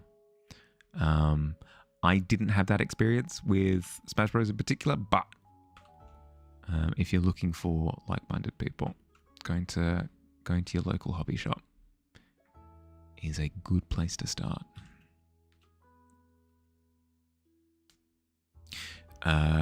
You so want to play in a Guilty Gear tournament, but you get hammered in online, so you're not so sure. It's worth the it's worth the experience. It's absolutely worth the experience because you'll be able to find people there who, as soon as you ask, like, oh, geez, why did I get absolutely just decimated in that interaction? They'll be able to tell you, like, oh, okay, well, you need to work on this, or hey, do you want to practice, or hey, you know, like, it gives you opportunities to like. It's a networking opportunity, but I mean, it kind of is, where you find people who like similar hobby, who want to play same game. They play the same game, you know? It's fun.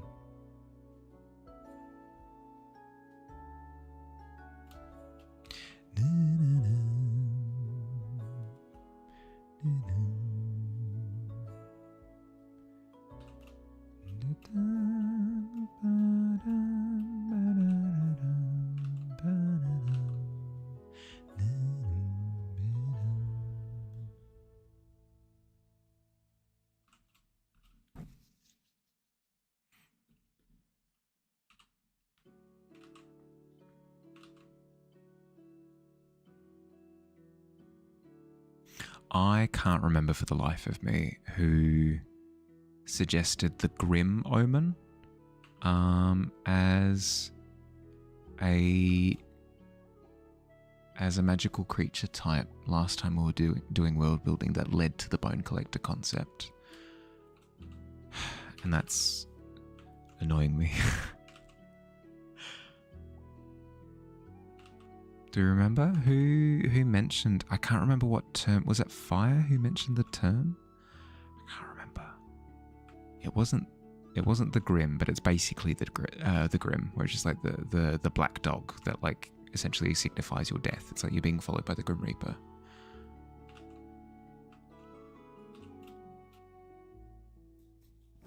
Mostly just been eating lemon cookies with Breon.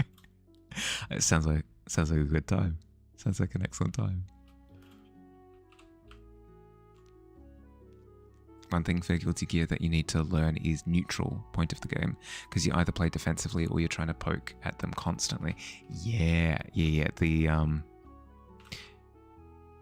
It can be really fun to learn advantage, where it's just like, okay, I've hit them, I've got the hit, and then what do I do with the hit? Which combo do I navigate to from here? Or like, how long can I keep them in a combo string for?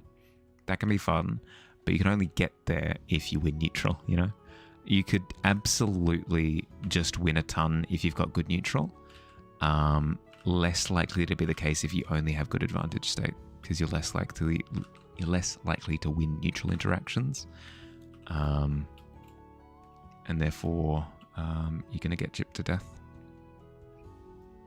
It's a very delicious time, certainly. In general for fighting games, because you started playing more neutral stuff when you get access to 2xKO and you're dominating as Vi in online. Yeah. That tends to be the case. People with like really good neutral are very quick to pick up new fighting games. People who just practice advantage state, like me. People who only practice advantage state, like me, tend to be quite slow to pick up new games.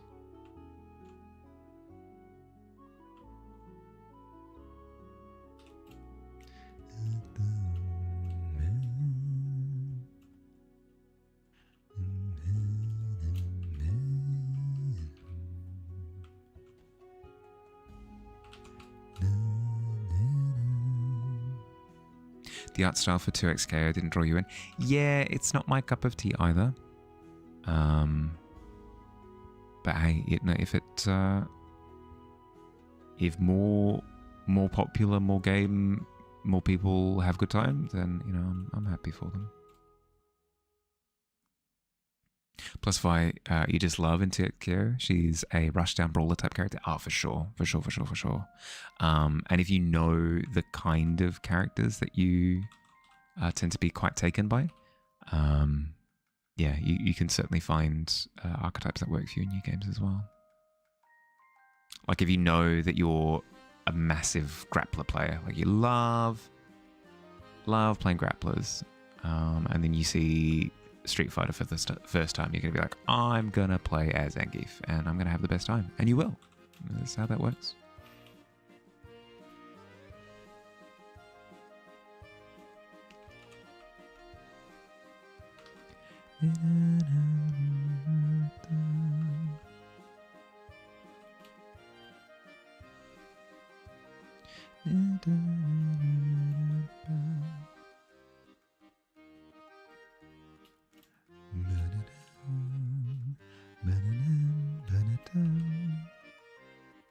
The new Marvel fighting game looks interesting.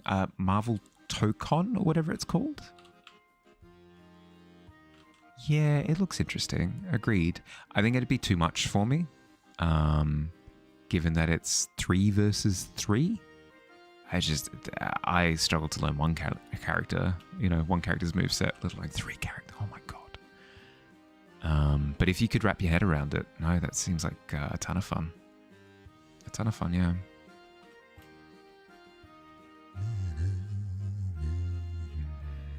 It's 4 characters. It is 4 characters. That's right, because it's what's he? Marvel versus Capcom.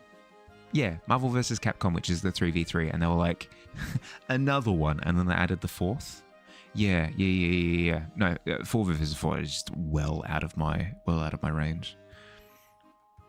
All share the same HP buff. Yeah, for sure, but like you have to learn 4 different movesets. No way. Can't. You were hyped from the moment you heard Arc System Works was making it, for sure. And they've done a good job of establishing themselves as being basically fighting game gold with Dragon Ball Fighters. So yeah, good on them.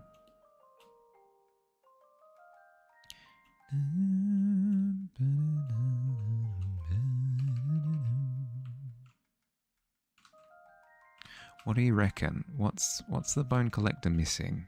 Why is my brain saying that we're not done with it? Hopefully you still get a Capcom-made Marvel vs. Capcom. Yeah, I mean, hopefully. Infinite, was it? The most recent one that came out? Was, was super mixed, I believe. So yeah, hopefully they get back on the horse and readjust. They've got a 3 versus 3 Invincible game coming out. They do. Which is like exclusively Invincible characters. Yeah, we've been going through a bit of a fighting game golden age, I guess. Yeah, like Street Fighter 6 is really good. Really good. Smash Bros. Ultimate was really good. Tekken 8 has been good during certain parts. Mortal Kombat 1 was a bit of a flop, but Rivals of Aether 2, Tokon that's coming out, 2XKO that's coming out, the new Invincible one that's coming out as well. Yeah, no, definitely like some amazing games. Feel free to reference your Bone Collector. Oh, yes, please. Platform fighter that came out the other month called A Few Quick Matches, and it's really good. Yeah, see, there you go. And then even though it lost traction, what was that game that came out? Was it another Arc System Works game? That all of the characters were kind of like named after their role? 2D fighter? I can't remember it off the top of my head. Also heard Your Only Move is Hustle is good. Really? I haven't heard of that one, but I trust your judgment. Speaking of the Bone Collector, let's go nab Noctua's version and steal it. Ah ha ha ha ha ha. Evil prevails. The knobbly back bits, yeah.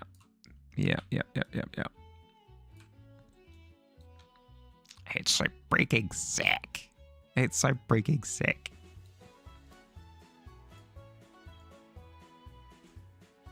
You're excited for Ananta, Anime GTA? Anime GTA? I've not heard of Ananta, no. New games coming out every other day.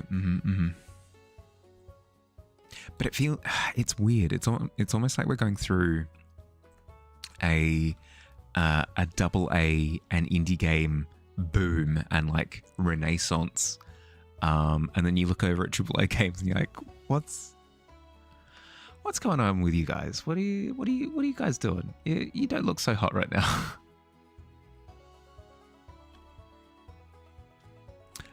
Then there's also Multiverses. I heard that Multiverses had a relaunch, and the relaunch went quite well. Anime GTA and Spider-Man and Sleeping Dogs. Oh my goodness. All the things. All the things. Blink 182, right? Right? God, I am not familiar with enough pop culture to be able to make references. AAA games and get that one Ubisoft pirate game. Skull and Bones. Skull and Bones. I think was the pirate game. I think. Certainly a game. It certainly is. Like as soon as I saw that game announced, I immediately thought to myself, that game is dead on arrival. It's just gonna die immediately because it's Sea of Thieves but more boring.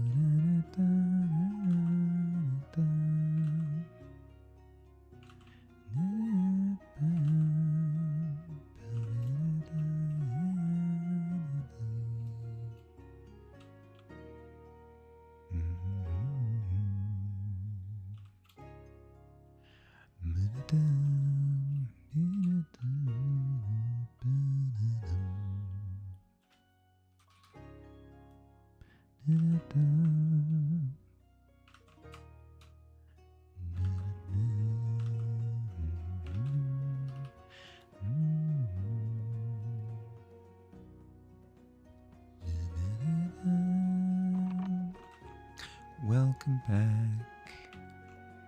How were our dreams? Were we good? Did we dream of deodorant and the military? As my dreams often give me on Twitch.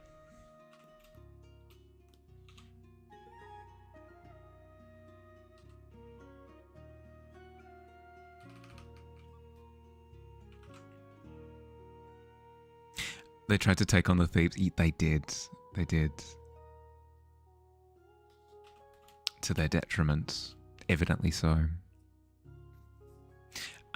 You've heard that in the game the boats have stamina and you just have to put the sail up to get up. Why? I don't know. It's just... Once Sea of Thieves came out, I never thought to myself like, oh, I wish that there was another pirate game with, you know... blackjack and sex workers, you know, like it scratched the itch. I didn't need anything more. So when Skull and Bones came out, I was like, okay, but like, why would I play this? I suppose they were trying to be like the Battlefield to the Call of Duty, the Battlefield to the Call of Duty of Sea of Thieves. But I don't understand it myself. All you're saying is you didn't know you wanted anime GTA until you saw it. Fair. No, maybe they were just unlucky. Maybe they were hoping that our market would open up for like in your case where you're just like, I never even realized that I wanted this thing until you had it, you know? Maybe. Hi, Fields. Didn't ask. Well, I didn't tell you. It was a secret. It was a secret between myself and Ghoulie and Reaper and Crow.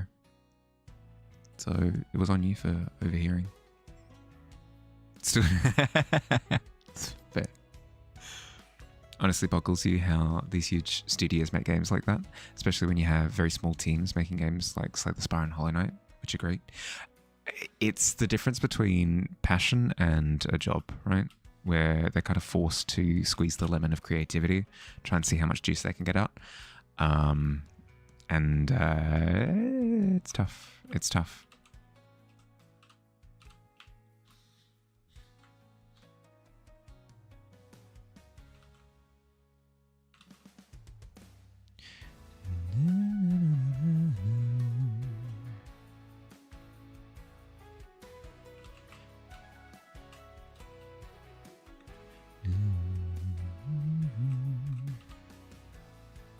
It's a common strategy in film and games. You take two games, merge them together, and make a new game. Yeah.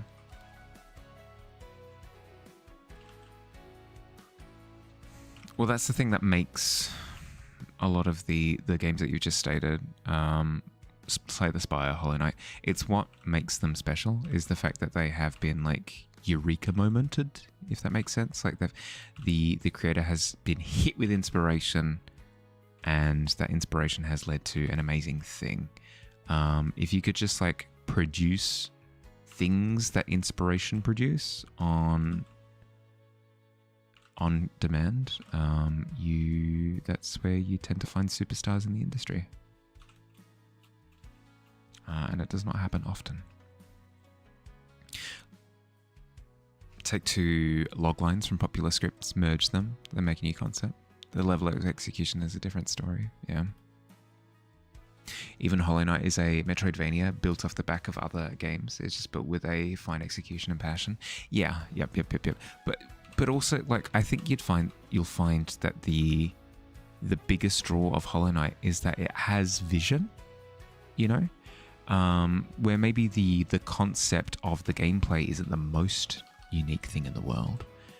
The vision of the world, the characters, the aesthetic, the lighting, the immersion, the environments, it's just incredibly well fleshed out. So regardless of the originality of the concept in and of itself, it's just incredibly well executed on the creativity, like in the creativity department, you know?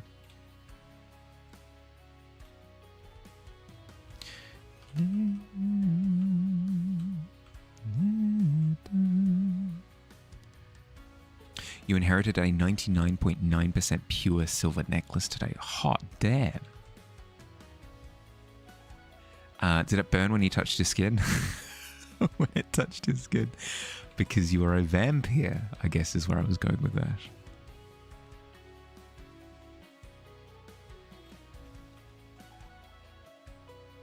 Oh no, how did you...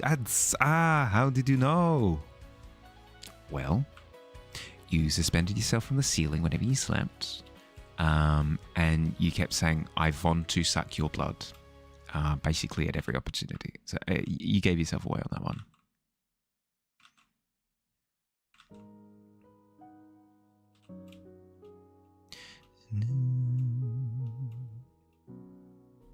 Just wanted to defend the point that pulling concepts from 2 games or more is a common and good practice. It's just you have the corpos who do it at the most low-level effort for profit return. Yeah. It's always the turnaround, right? Whereas like it's doable. It's just because they're wanting to essentially squeeze blood from a stone within the span of 2 years. There's only so much that a development studio can do.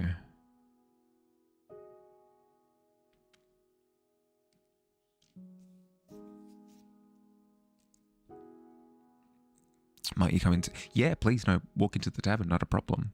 Just be careful of the planks, though. They tend to shift. The floorboards are a little bit temperamental.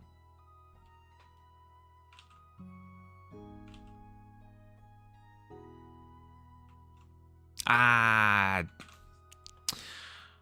fallen for it. He's the vampire is in the building. Break. Oldest trick in the book. He asked.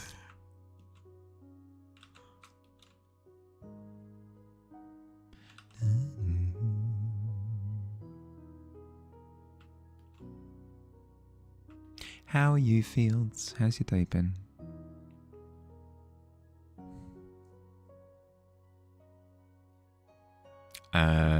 Vampires if they were Hoa? I am not familiar with the term.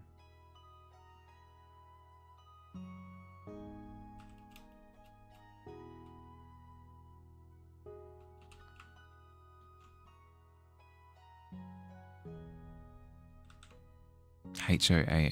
HOA? Head of Antiquities? No, shampoo. Well, while you're lamenting in the pit, how you going? How's prep going? Well, more importantly, actually, how's rest going? Hope you're doing well.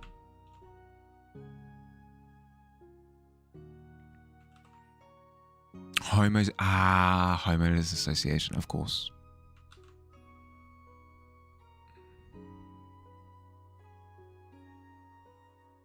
I say no, but you love the pit. No, good point. Good point. But you did nosedive. You did nosedive out of the tavern on that one. Prep and rest are both going bad. Oh no. You've got time. You've got time. You've got time. You've got time. Chill.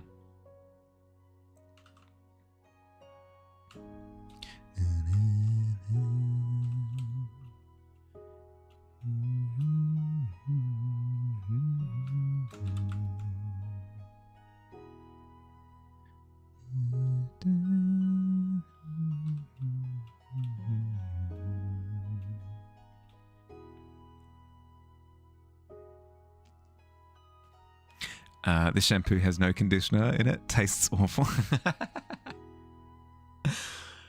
Nobody warned me. As con gets closer, you get more anxiety. Yeah. Yep. You got this. You got this.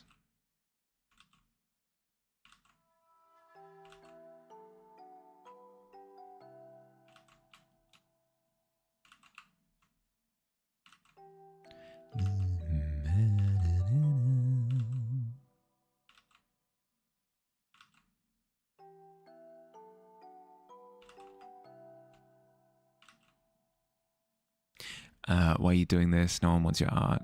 This is a waste of time. And it's not. It's not though. I am jealous of the fact that you're doing this. It's something that I want to do. I've got the mindset of I want to try it next year. I want to give it a go. I want to see what happens. If it does really well, sweet, awesome. If it doesn't, cool. No, that's fine. Like there'll be lessons to be learned. I'll be able to see cool stuff. I'll be able to meet cool people. It's never a waste. Never ever a waste. And I don't think no one wants your art, to be honest with you. I think no one wants my art. In a con setting, absolutely not. I don't think people want my art, but no, yours is cute. I could absolutely see people picking up your work.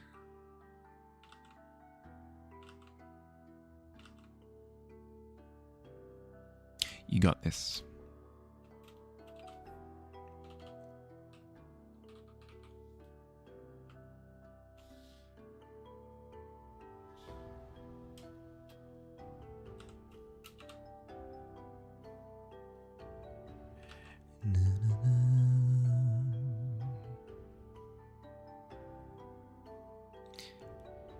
If any of you see Mahali, please go up to him and go, "Oh my God, are you the Mahali? I'm such a big fan." Make sure to say this as loud as... no. Absolutely not. Absolutely not. That would be maybe the worst. Maybe the worst.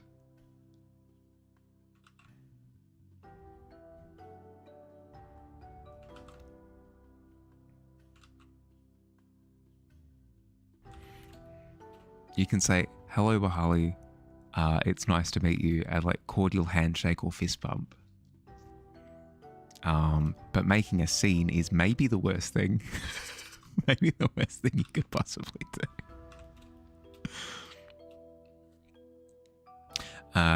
You are your biggest hater.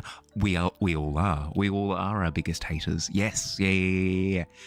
It's part of being an artist. Is it actually requires you contractually to hate your work. Terrible self-esteem. Yeah. No, it's all part and parcel. You're not having fun if you're not curled up in a ball, is what I always say. Focus on just having a fun, chill time and talk to your artists. 100%. I haven't ever gone as an exhibitor, but I have gone to artist alleys and have just chatted with artists before, and it's fun. It's a lot of fun, very much so. And a lot of artists there are also looking to talk to other artists as well. So you'll absolutely find like-minded people. Make sure to have something that you can keep yourself busy with between people stopping by at your stall. Yeah. And bring water and snacks. 100%. 100%. This is your first time doing a con alone. Incredibly brave of you to do so. Incredibly brave of you to do so. I'm jealous of the fact that you've gone ahead with this. Yeah. No, that's awesome. Cons can get to you if you stay inside your head too much. Try not to let purchases determine your experience. Lots of cool folks to meet. Yeah, exactly. Going there and meeting people and like reveling in the cool things that happen is the thing to focus on. You're an artist alley? Yeah, yep. Absolutely focus on like cool people that you meet, fun conversations that you have, cool stuff that you see. Like cool things that you pick up. You can't let like other people's decision to buy things determine how much fun or not you're going to have. If it happens, awesome. If it doesn't, that's fine. Don't focus on it. Back to what you were originally going to do. Dragon Ball study time. Let's go. Let's freaking go. Hype time. El Goku. Yes.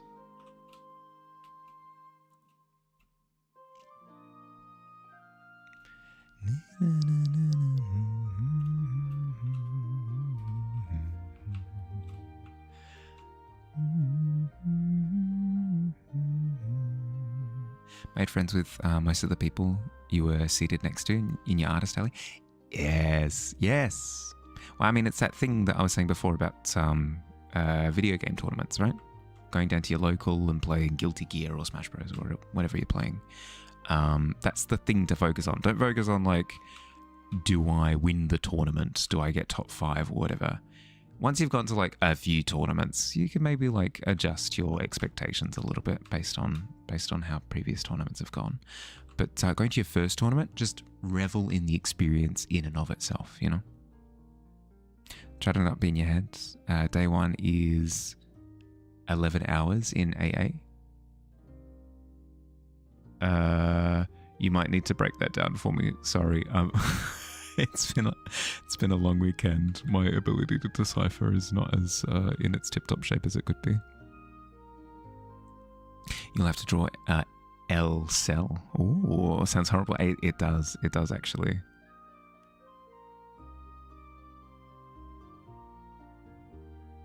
But hey, Squid, if that's what's in your heart, don't let myself or anybody else get in your way. Artist Alley, of course. Day 1 is 11 hours in Artist Alley. Right, okay, so it's an 11-hour stint in the Artist Alley. I see. Okay, I get it. Cool. Thank you for the decipher. My bad. Normal reading comprehension is otherwise so. Dude, don't do me like that. That's rude. That accurate but rude. How dare. VIP vendor hall opens at 9 a.m. Closes at 8 p.m. for both Artist Alley and exhibitors. Yeah, no, that's a long stint. Agreed with Noctua. Important to bring drink, snacks, something to do. Obviously, don't like tunnel vision and just do the thing that you've brought along to do, like between people. Obviously, like when you've got a bit of energy, you know, get up and walk around a little bit. You know, talk to the person next to you, that kind of thing, in the booth next to you. But otherwise, like, don't stress out too much. Just focus on, understand that it's a marathon, not a sprint. Don't invest too much in the moment to moment. Just, yeah. Yep. Nah, that was cheeky. It was cheeky of you, and it hurt my feelings. Ouch.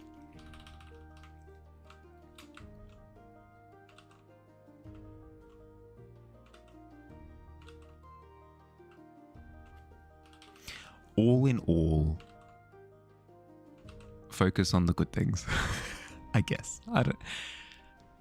This is all coming from somebody who's never been brave enough to commit to Artist Alley myself. So, if anything, you're already winning. You're already head and shoulders above me. So, yeah. If anything, revel in that. Revel in the fact that you're not a coward like me.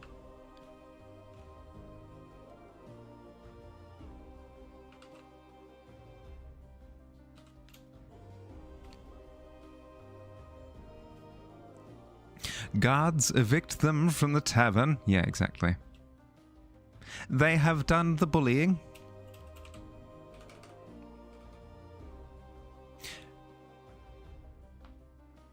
True. Mahali, read this sentence without making any mistakes or flubbing it up. Please, our lives depend on it. If you miss a single word up, we all die by defenestration,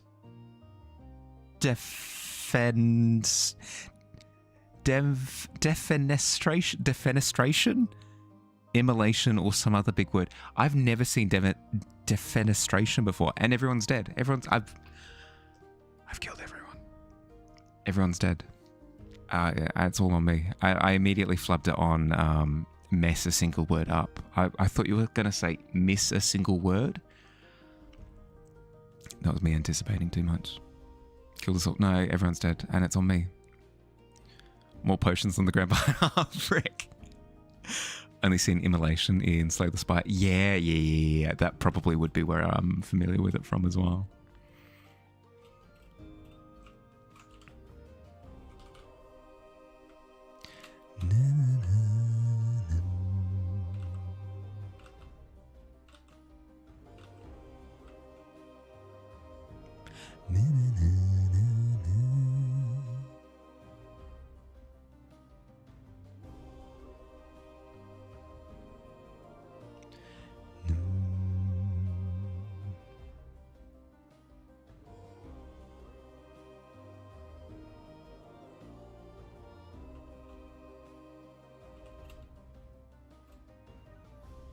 Enjoy your lurk.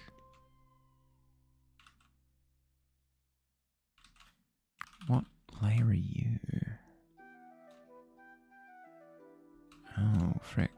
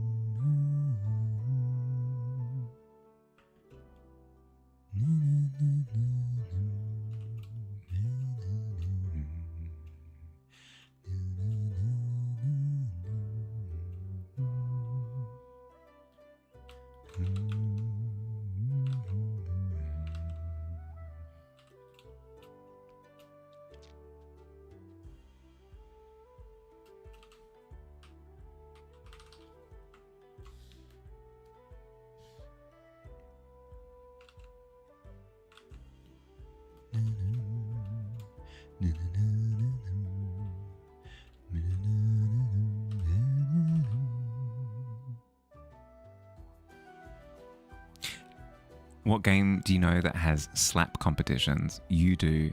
Anime GTA. Oh my god. Why?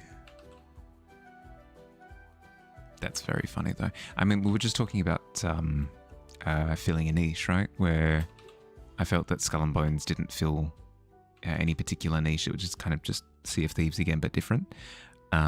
This is filling a niche. It's its own thing, you know? Why not? Yeah, I guess.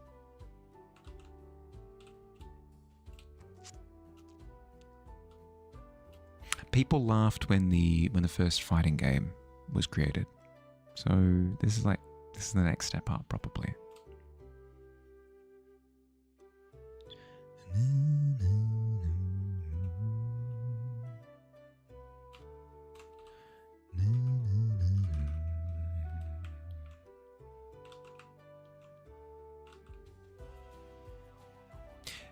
Is anything and everything. This game you would send to the aliens to get to know people. Yeah, okay. So it's all encompassing. That's cool. This game is humanity. I've never played slaps, punches, or shinsies before, and it shows. I'd like to think that was the case. Yeah. That game sounds terrifying. Whatever game that is. I can make assumptions based on the name. Yeah, sorry to disappoint you, but no, I'm not an avid player of slaps, kicks, and punches. That sounds awful.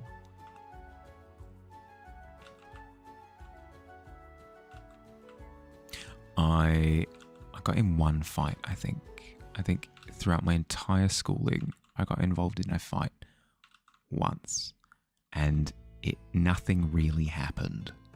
So, yeah, I'm kind of a big deal in the street fighting community.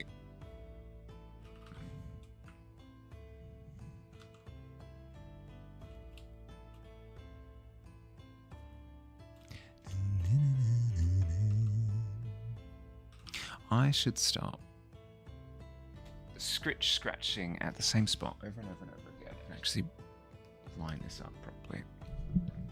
You'll show me something? Oh, that's nice. How very thoughtful of you.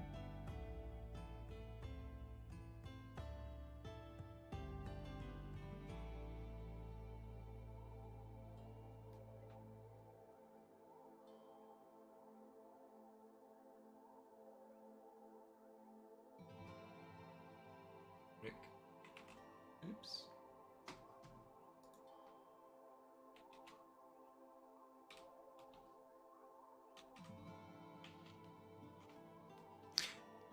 Show you today. Oh, jeez. Show them what for? Put up the old fisticuffs. Kind of similar, actually. Yeah. And nothing really happened. So, I think I survived. I think I won fighting. I think I won fighting. I'm the best fighter.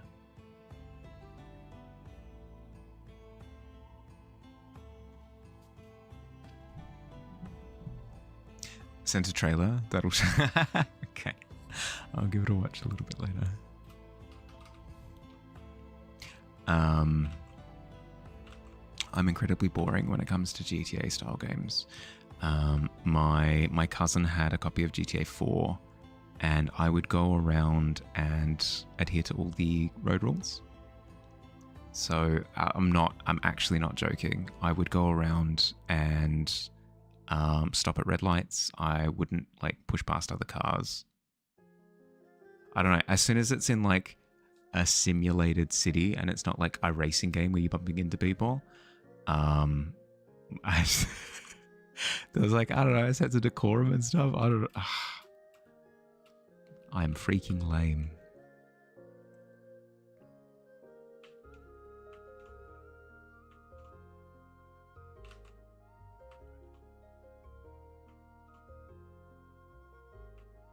I could imagine actually really enjoying, is it Noir something? LA Noir? Yeah, LA Noir. Because I'd go around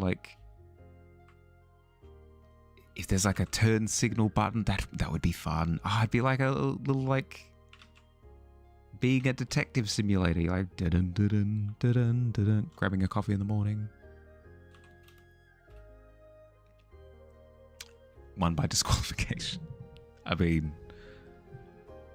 not true, but also not true. It ain't much, but it's 11. Even got a 9 to 5 in game. Oh, there you go, boom. Sounds perfect. What layer are you? Vignette, you say? Okay.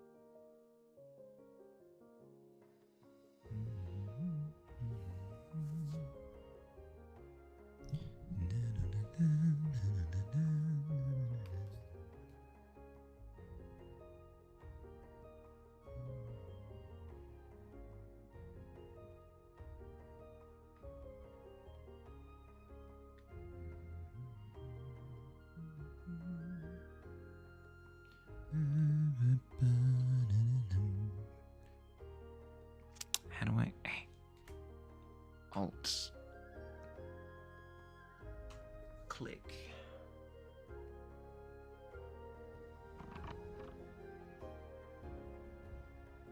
Some people actually play GTA like that, an entire 9 to 5 clocking in, etc. Really? Is that the GTA like roleplay servers and stuff that I've heard of before?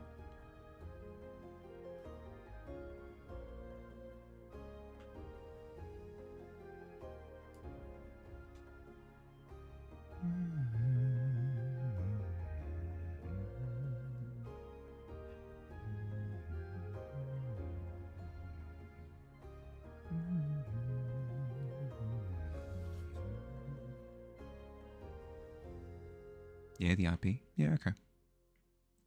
That would be fun. I can imagine it being fun. But then again, that's coming from somebody who plays D&D, so of course that sounds fun.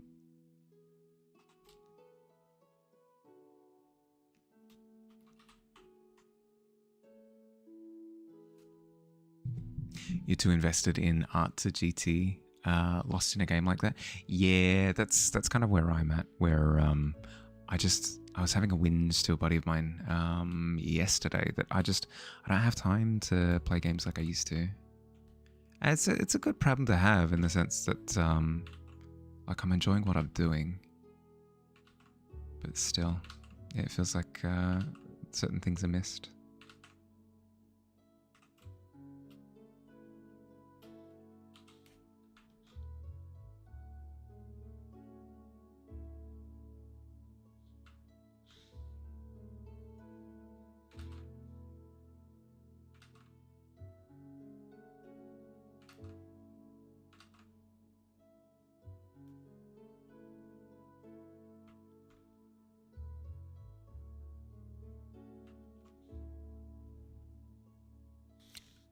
Should go check the art share channel in the Discord. Ooh, I will.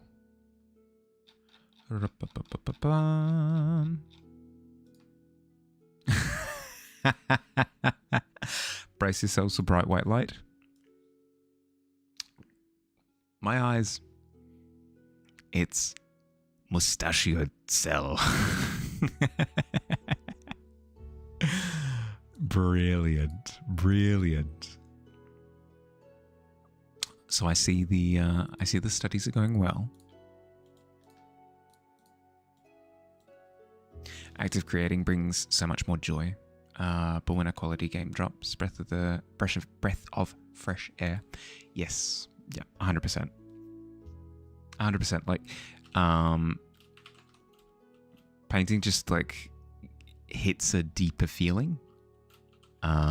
But sometimes you want like snack food, you know.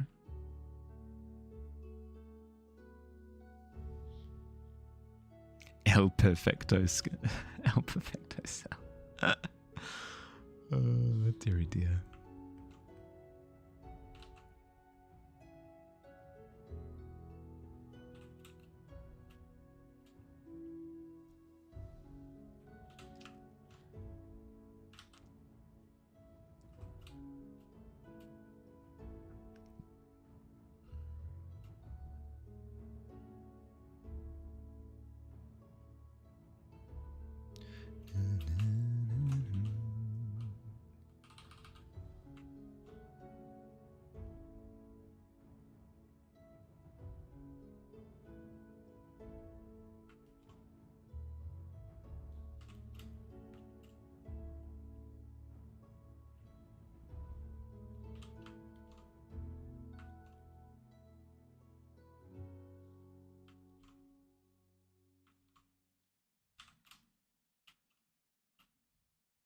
His proportions are so goofy.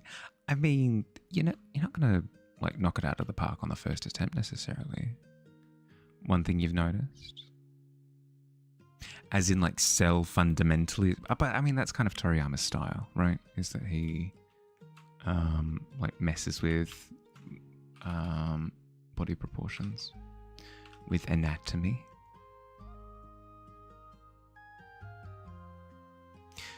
That's his whole thing. It, yeah.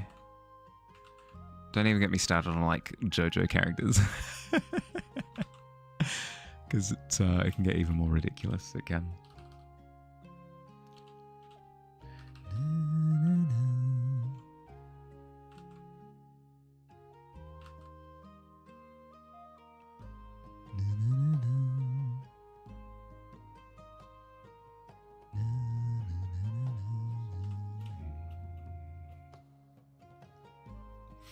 Goku and Vegeta feel more natural almost, but Cell feels off somehow, and you can't put your finger on why. I mean, all of his anatomy is like bug-like, right? Where he's got a carapace shell for his front section. He's got wings on his back. He's got like a weird tail appendage thing on his back as well. Like he's got goofy elements.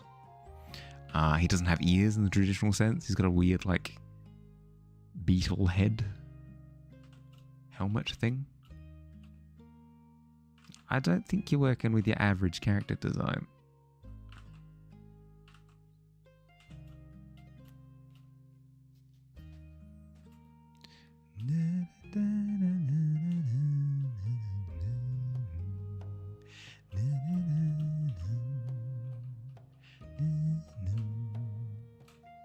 I think I've figured out why the Bone Collector looks as wonky as I think that it does. And it's because all of the bones are stark white instead of actually having them be based on proximity to the light source. So if I go through and darken the bones like so,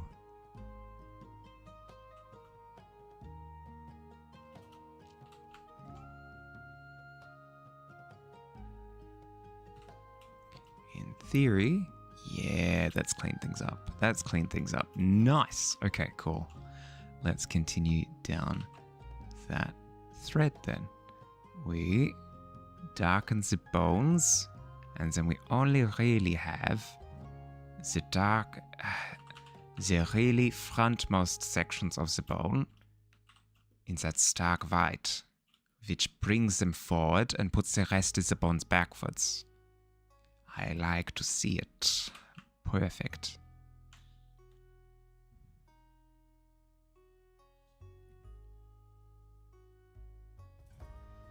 Sehr gut.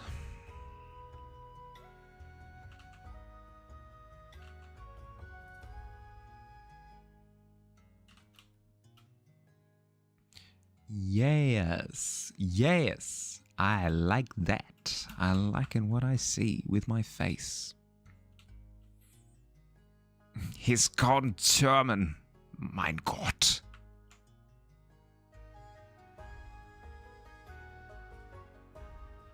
Ja, ich bin Deutscher.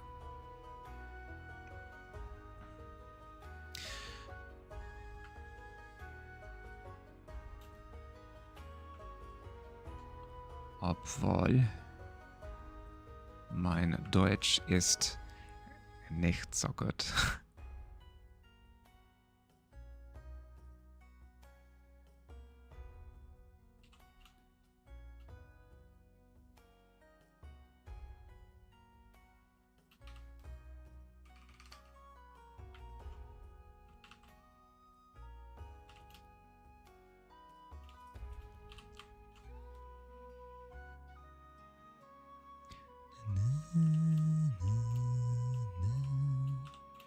I'm happy with that. I like that a lot. Perfect. Locked in. You won't lie.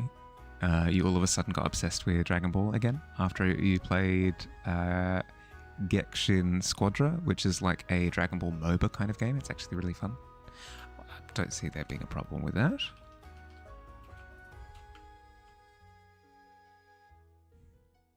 You can enjoy things in like little stints and trends and stuff. Not an issue. Anybody who obsesses over like, oh, well, you need to enjoy things the correct way. I don't know. It can be a little bit of party poopers. A little bit of party poopers. I don't know. No party poopers here. Played the game for like 3 days and you're already account rank 13. I don't have a sense of the level up rate of the game, but if you say that's a lot, then I'm gonna go. Whoa.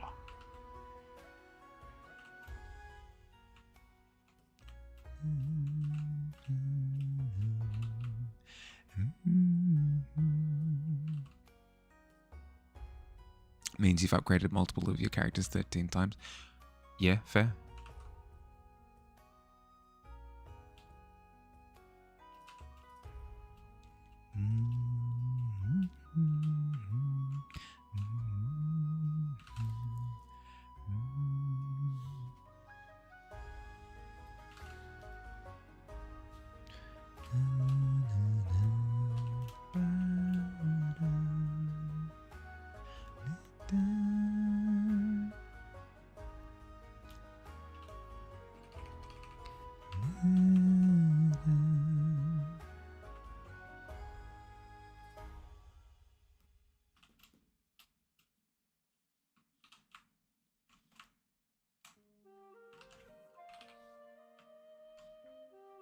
Apologies if I'm a little bit quiet today, by the way.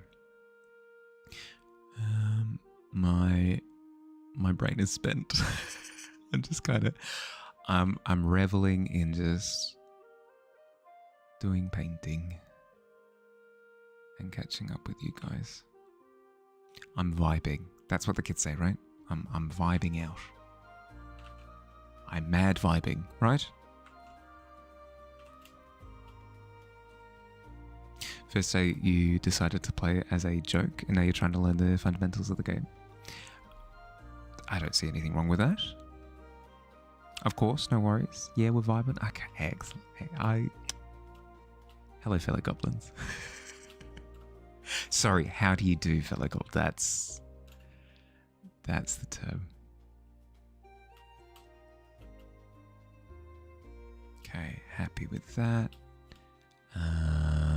Goblin King, Goblin King, Goblin King.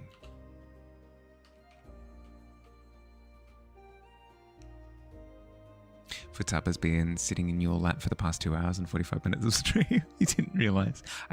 Hey, you and Herb, they're also vibing. You guys are also vibing. I don't see anything wrong with that. I'm gonna grab this one. I'm gonna grab the Goblin King emote, and I'm gonna use that as reference for this bit here.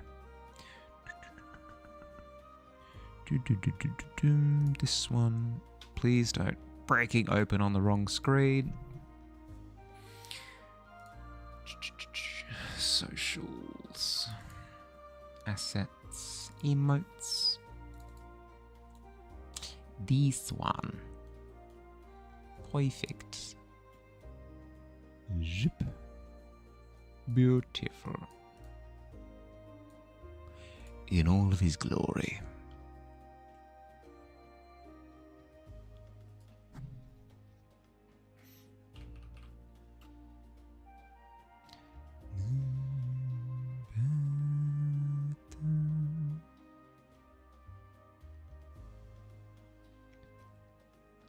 Call this Goblin King base.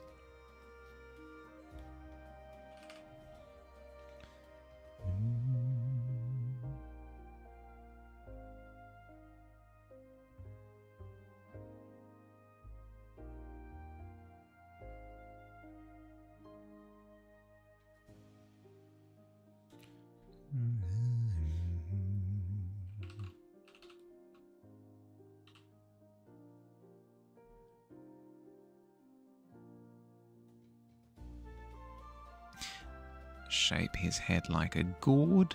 Perfect. Or a pear, I suppose. Suppose you could compare it to a pear. Then we have his neck kind of out a little bit further, as he's having the best time.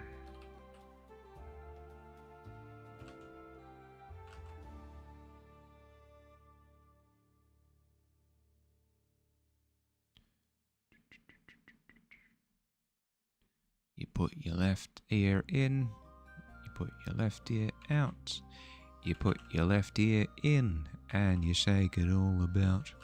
You do the hokey pokey and you turn around. That's what it's all about. Banger. Customizable the plushie of her is. Her headset is just held on by some magnets and her glasses are Velcro.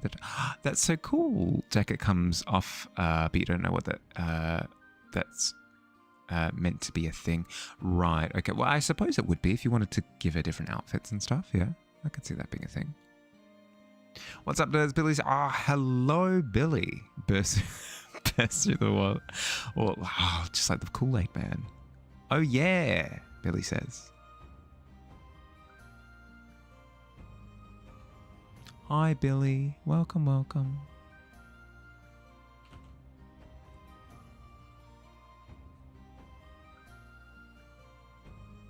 How are you going, Billy? How was your weekend?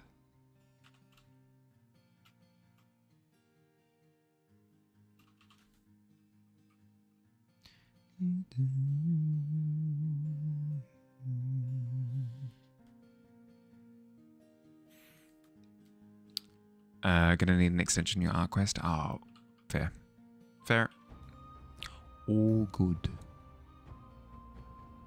At the end of the day, bud, the time limit only exists to help you. If it's hindering you, then by all means push it back.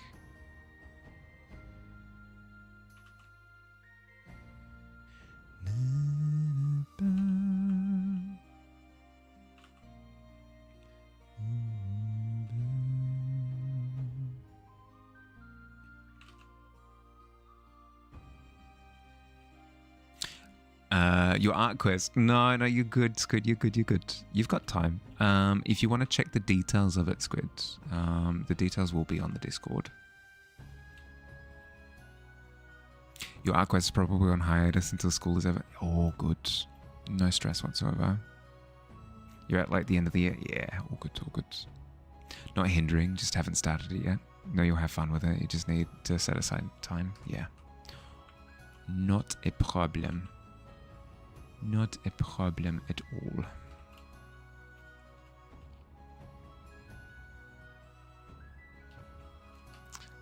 Do we want section underneath like that? Maybe?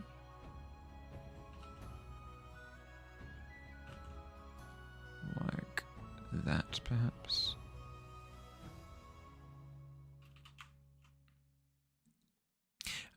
Only 6 weeks long, and you have to do work requirements and then have to do exams or something. You know, apparently it's a short school term for you.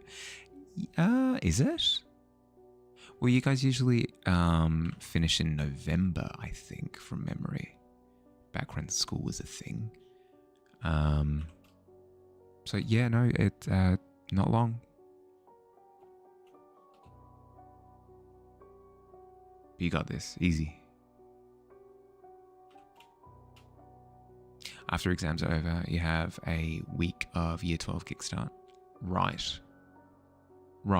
Hence why the shorter term, because it allows for that.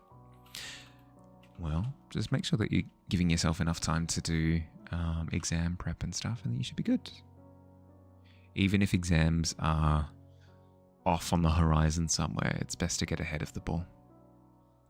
Is the only preachy advice I'll give, and then I'll step away from the advice hat.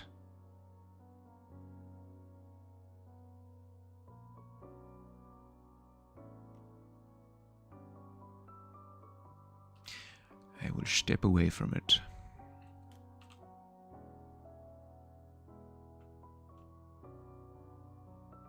No. Nobody reached out for meetup, so I didn't put anything. I did not put anything together. I didn't want it to be forced either. So if people didn't feel like catching up, then I'm fine with that. Not a problem. My introverted heart sang.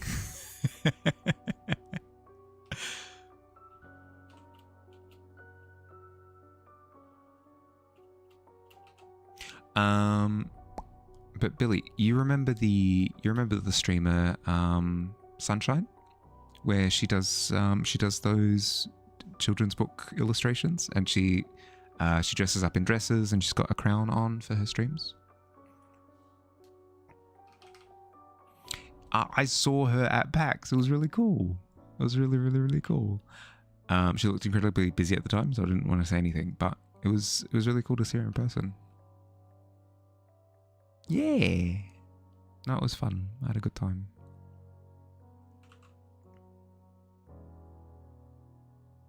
went the Sunday, so you didn't get to meet up with Mahalia, but you stayed most of the whole day on Sunday from 11 to... Yeah, see, I didn't end up going on the Sunday. I only had the Friday and Saturday passes.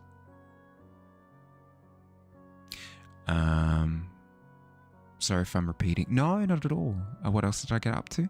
I tried the new League of Legends card game that's coming out. It comes out later this month, actually. It was really cool. It was a combination of Magic the Gathering, the One Piece card game, and Marvel Snap. Had elements of all three. Marvel Snap because you fight over locations in the same way as Marvel Snap, sort of.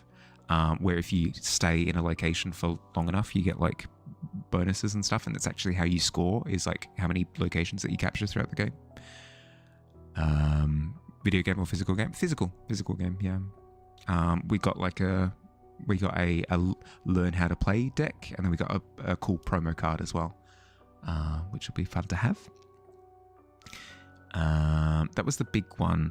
A lot of the lines for the new Nintendo games were a little bit too horrendous for me. Like Metroid Prime had an hour and a half wait for basically the entire time that we were there, so I didn't get around to that one. Kirby Air Riders similarly had like an hour and a half to 2 hour line, so no on that one as well. It was cool to see in person though. Dipped in an hour early from PAX because you went to a panel with one of your friends, and then crowds got a bit big in the small room and your brain just snapped and you started getting stressed. Yeah, no, that's more than understandable. More than understandable. Saw the new Zelda game there. You wanted to play it so bad. The new Calamity, like Hyrule Warriors game. Yeah.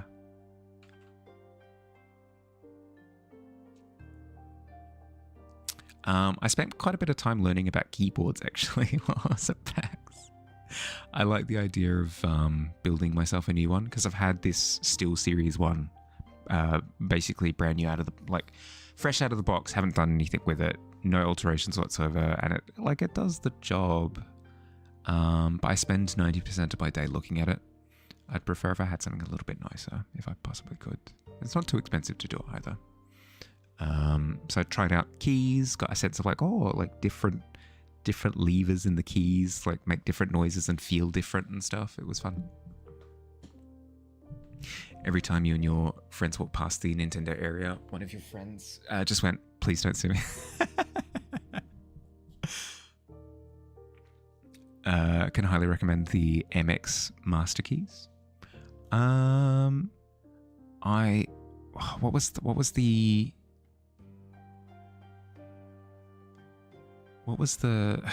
they were like cherry blacks, I think they were called. They're like keys that are very silent, but very responsive and had like a good feel, I think. That's your keyboard. Right. The idea would be that I'd buy like a keyboard base, then I would buy keyboard switches, and then I would buy keyboard caps. And they're all less expensive than buying a fully assembled keyboard because they're all components. Kind of. Like overall, I'm probably spending more than just buying a pre-made keyboard, but I'd end up with something unique and my own. Wife used to be sent keyboards to plug on Instagram. Really? That's cool. Not a gamer keyboard at all. It's a programmer keyboard. Yeah, like apparently there can be differences between like office and programmer keyboards versus gaming keyboards in terms of like feel in game. I didn't get that sense when I tried out yours. Like I didn't feel like the response time is awful. But then again, I'm not a pro gamer, so if anything, it kind of tells me that I could go with basically whatever, and it wouldn't matter too much. Just, like the keyboard key feel would probably be the most important thing. Constantly swap caps around and switches. Had like 36k followers. It's like, hot damn. Have handed in your quest. Let's have a look. Ba-da-da-ba-bum. Oh my god, what? Sample of core crystal for word thief drawn with non-dominant hand. How dare you? How dare you draw this well with your non-dominant hand? This is an outrage. I'm pissed. I'm filled with rage. What? What? That's ridiculous. That's ridiculous. Oh, I'm pissed. That's so good. It's so good. Well done. Well done. Congratulations. That's sick. That's awesome. Drawing something organic helps a lot, honestly. For sure. But even still, I wouldn't use that excuse because it was well executed. Incredibly well executed. What the flip? I know. That's what I'm saying. What the flip?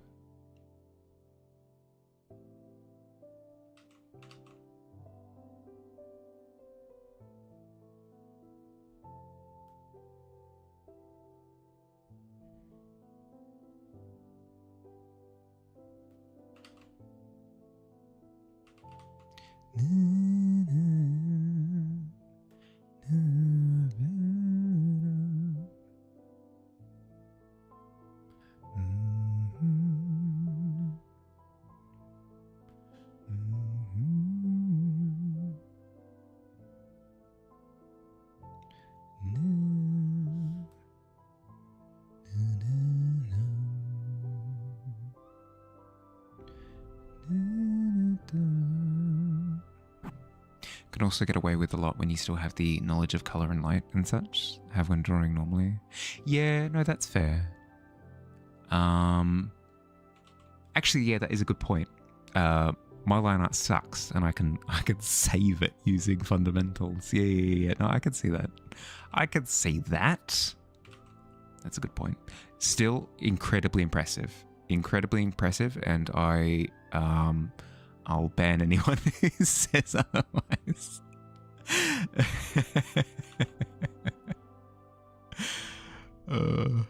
Dearie dear. Reason why you're wondering if Futawa's jacket is meant to come off is because Ryoji's jacket is stitched on. Ah, okay. Right.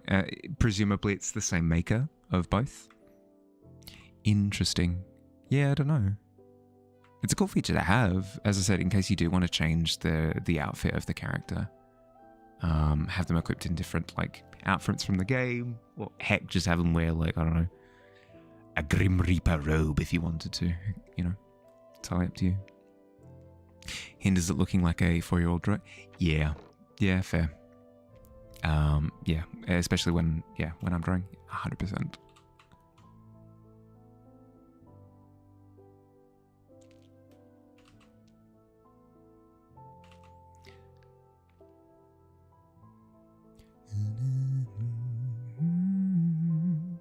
It was very fun to do. Ah, good to hear. Glad to hear it.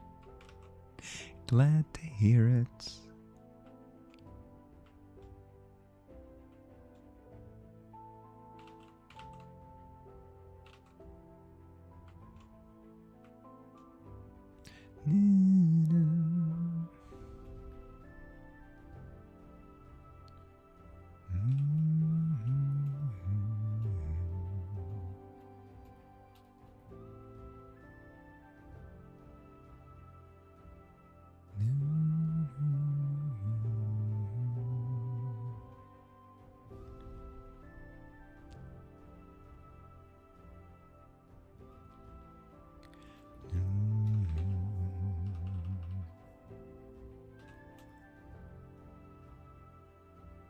Biggest difference from your dominant hand is it's harder to control lines than speed.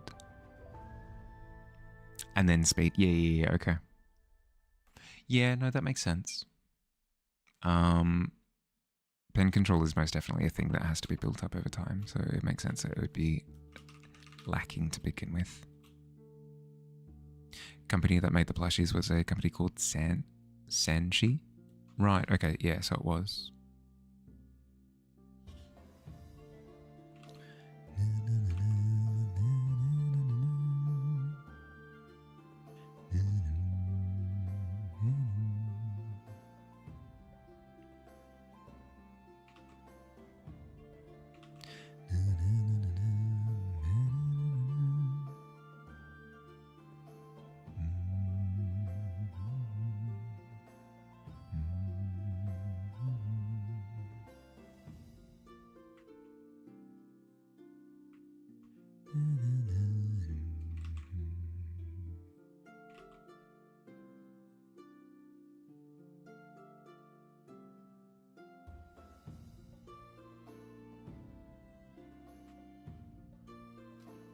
going through and adding the highlights to your face. We've got our lighting coming up from underneath. So it's almost like we're running our... Imagine this for a second. You're running your hand over the Goblin King's face from underneath, and you've got paint on your hand. And as you're dragging it up, what does the paint find purchase on? This stuff. Terrible way of explaining it.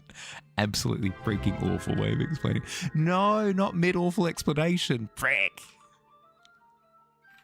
Hi, Vidfair.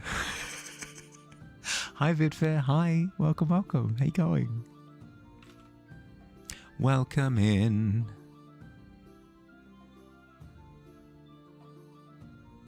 I'm drawing a goblin, Vidfair, and it's going well, but my explanation as to how I'm doing about it is incredibly poor. Incredibly poor. Yo, Mahali. Hi! What are you up to? What were you doing? Streaming art? I would love to see. If you've got anything, you know the usual, Vidfair. If you've got anything that you'd like to share, past, present, or future, I guess, please link either in the chat or the Discord, either works. I would love to see. How'd stream go? Did you have a good time? How am I doing today? Good. I'm good. I'm wrecked. I've had a massive weekend. So had PAX on Friday, Saturday, and then ran D&D for the first time in 2 years on Sunday. I went to bed early last night and slept for 14 hours. I am gone with the wind. I am a zombie. Freaking wrecked, but in a good way.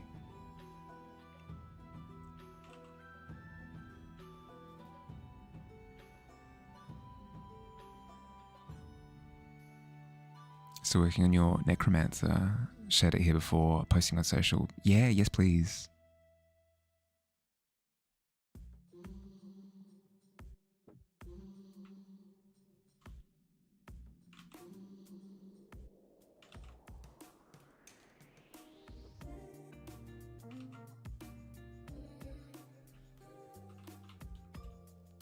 New music? No, it's an oldie.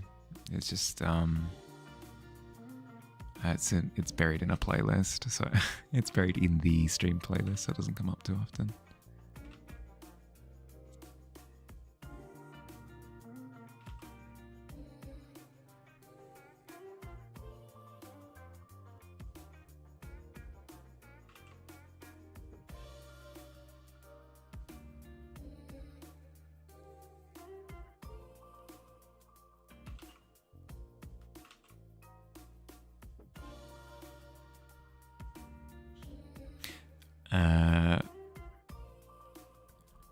Thought it looked Scandinavic.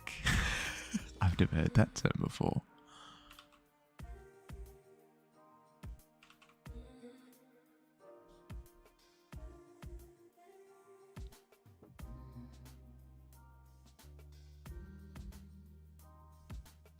I haven't. I've heard Scandinavian.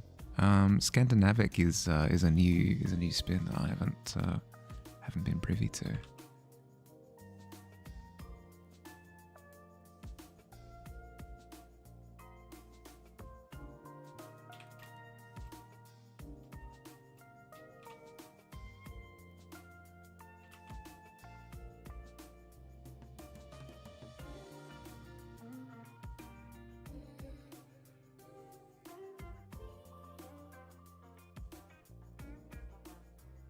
Oh, okay. I was gonna say, like, I'm out of the loop. I've never heard of this trendy term.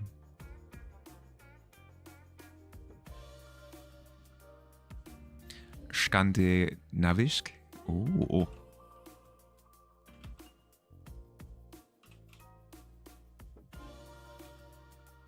H is silent, so Vidfair. Really doesn't matter. Vidfair? Please let me know if I'm butchering it. I love nailing pronunciation, so give me any tips that you have. Means far and wide traveler. Took the name during your backpacking days. That's so cool. adventuring. That's awesome. I've never been backpacking before, but I am envious is not the right word. I greatly respect people who go through like the trials and tribulations of backpacking. That seems incredibly adventurous. Incredibly adventurous.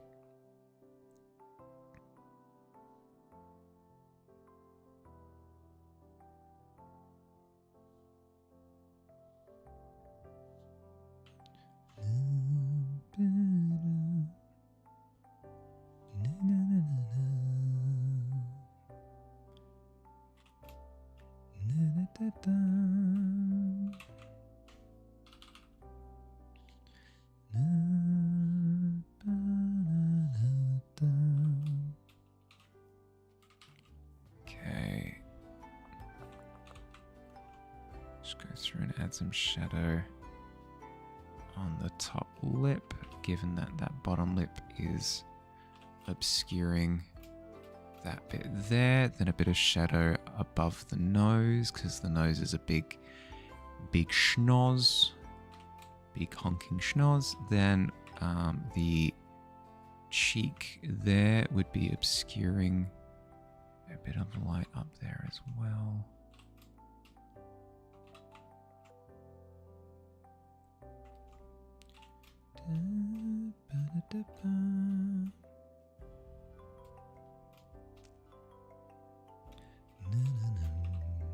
Then the brow as well would create this kind of thing.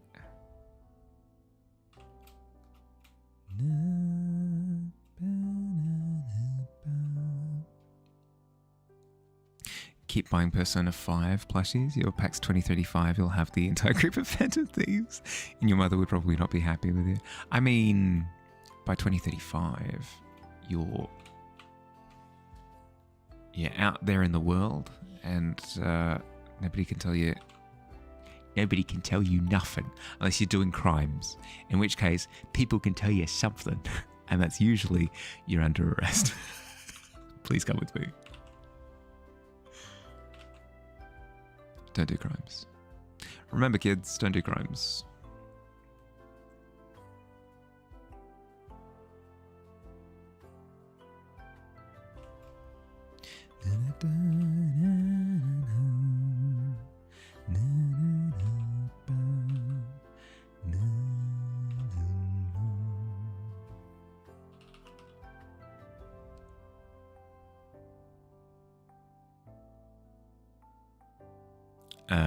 You are buying the Phantom Thieves, so it's kind of in the name, you know? Yeah, but like still. Crime's bad. Crime's not good. If you want to buy Fruit Loops for your breakfast cereal of choice, you can do it. You can do it, kid. I believe in you. Artax? Yes, please. Ooh, this is the Necromancer. Kind of an ambitious project, but still much to do on this piece. Can share a work in progress now, you think? Oh, you can and you should. How good is this?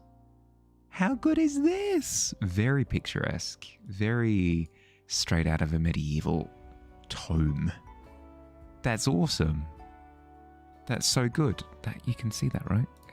Yes, I've centered it properly. Yeah, perfect. So freaking cool. That's awesome. I like that a lot.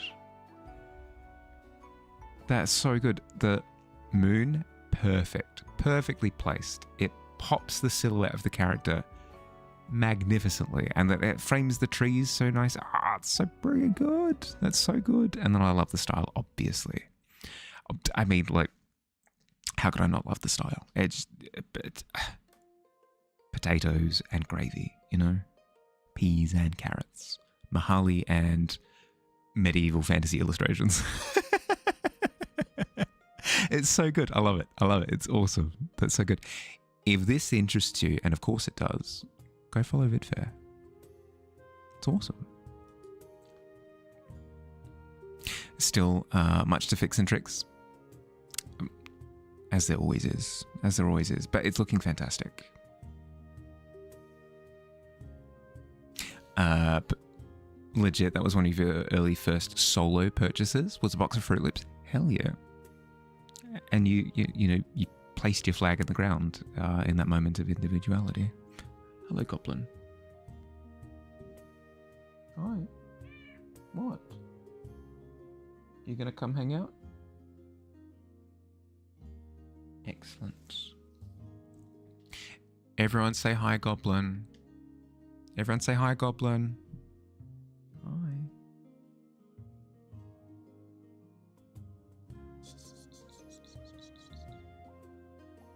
Very cute. Very fun. Oh, we're hiding now. We're being incredibly stealthy. Very good. Goblin says morale. Get. Hi, Toma. Hi. How you going? Up. No. You can't ask me for pets in the middle of the stream. I'll get distracted. And then I'll give you all the pets. I'm seeing why you're asking for pets now.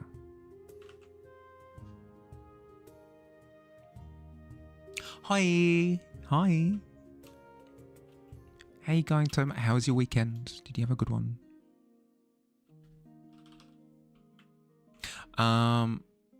I saw more con stuff from you, Toma, but maybe that was for last weekend. My memory is awful. Did you go to a con recently? Oscar also visited for your birthday party yesterday, and he was a big hit with everyone, as expected. Ah, oh, excellent. I mean, get will always be. Weekend be fun. Got to hang out with some friends. Ah, lovely. Yeah, I went to a con this weekend as well, and I've got a friend over who's visiting from interstate, and it's been a blast. Did go to a con to pick up a pre-order, but that was it. Ah, fair. Is that the pit ruler? It is. It's the Goblin King. Actually went to help a couple of friends with their cosplay photo shoot. Oh, fun. I attempted cosplaying. I put in inverted commas because it wasn't like full cosplaying. I've attempted cosplaying for the first time this weekend, and it was fun. I had a good time. I went as Shedinja. This little guy. This little Pokemans. That was me. Another angle. There we go. Ba-boom. And then my jacket. Ah, I got Shedinja's wings. Here, I'll show you the actual Pokemon. This guy. If I can bring it in. Frick. I promise you, it's the Pokemon. It was fun. I had a really good time. It took me longer to make the mask than I thought that it would. And it turned out jankier than I thought that it would. But it was a really fun process going through with it regardless. I thoroughly enjoyed it. It was very fun. If anything, it's lit the bonfire of my soul. And I'll be giving out another attempt next year. Same deal, like it'll be Shedinja again, and I'll see if I can improve on the design. Just narrowly didn't fit into, fall into the pit. Yeah, I know, by 1 point, right? Par for the course for cosplay. Yeah. Well, I was just preaching to Shampoo and Squid before that, like, the first time you attempt anything isn't going to go like the best ever. Most times, like sometimes you get super lucky, but like kind of assume that it's not going to be like a sensational performance the first time, but you go through the experience, you got to learn, you got to enjoy stuff.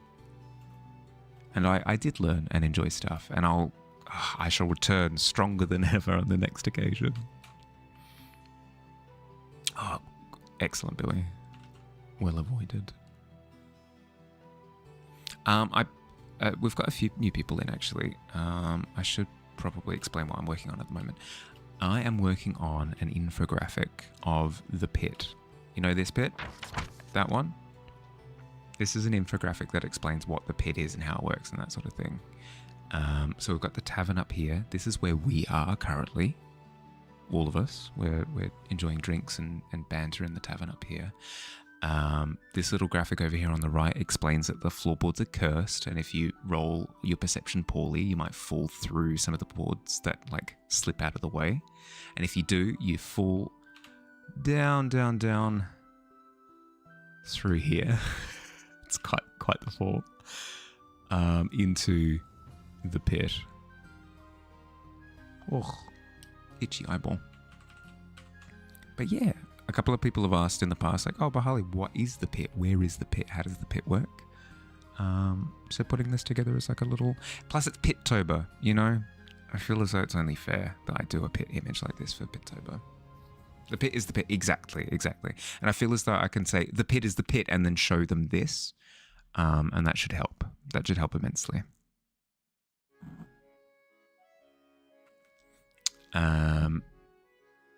You and I share a mutual Xbox friend that actually got pretty into cosplaying a Fallout 76 Vault Dweller. Yeah, I'm familiar with him. We have met up in the past. Why is my nose so itchy? Stop. Speaking of Pittober, I should probably give the spiel. A couple of spiels, actually. Hold on to your butts. First spiel is the month of October is upon us by, 2 weeks now. The monthly prompt for October is a Pittober. So anything to do with the pit, and the Goblin King will be very happy. So if you're looking for something to draw for this lovely month that we are in, feel free to skedaddle over to the Discord and find all the details for Pittober down in the monthly art fair down the bottom. So there's that. Second thing is there's going to be a Hearthside this weekend on Saturday. There'll be a session in the morning and a session in the evening where I just sit in the Discord and do art stuff and just banter with people, have a good time. If that interests you in joining, doing art stuff, having a good time, the details for that should be up tomorrow in the Discord, so look forward to that. All the details for that. And then third of all, thanks to the help of Quill, Billy, certain benefactors of the tavern, there's a new quest system in place. If, again, you're looking for a fun little drawing prompt, there are quests available up on this post sporadically throughout stream. If you see the post-it up here, the parchment, redeem the quest, see who's given it, and fulfill their bounty. And that's it. Spiel's over. All good. Well, I've gotten through the whole thing. I didn't even stumble over myself that many times. I'm quite chuffed. Hi, Futureproof. Hi. Good morning. Ever selected for an art thing? Shoot you a DM because are you DHC? No, all good. Will do. I don't think you've got any outstanding quests, Futureproof. I think you're good. How am I? I'm good. Wrecked. Absolutely destroyed.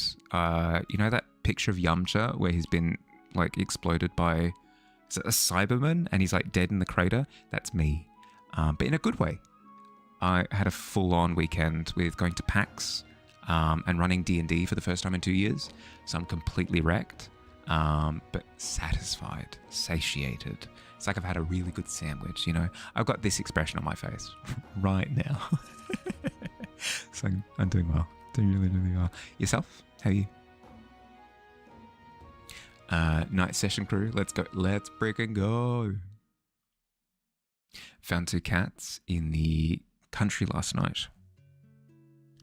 Brothers. One's an orange boy and the other's a calico, and they're both so darling. Taking them back to get checked up today, but it looks like you're leaning on keeping them. Oh, they're very... Oh, that's exciting. That's very exciting. That's awesome. I would love to see pictures, by the way, if you have them. No pressure, especially if things are hectic at the moment. But if you do have pictures, I would love to see.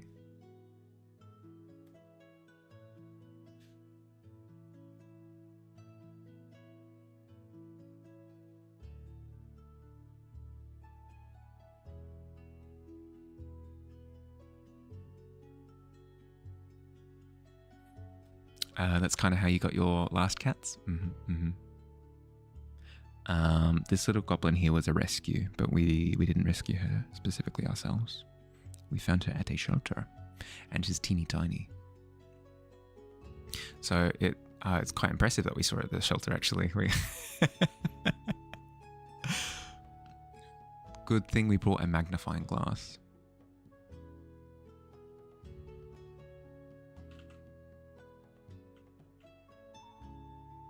Hi. Why are you sulking? Oh, is it because I'm streaming and I'm not paying attention to you? Sorry. Sorry. I'll hang out with you after.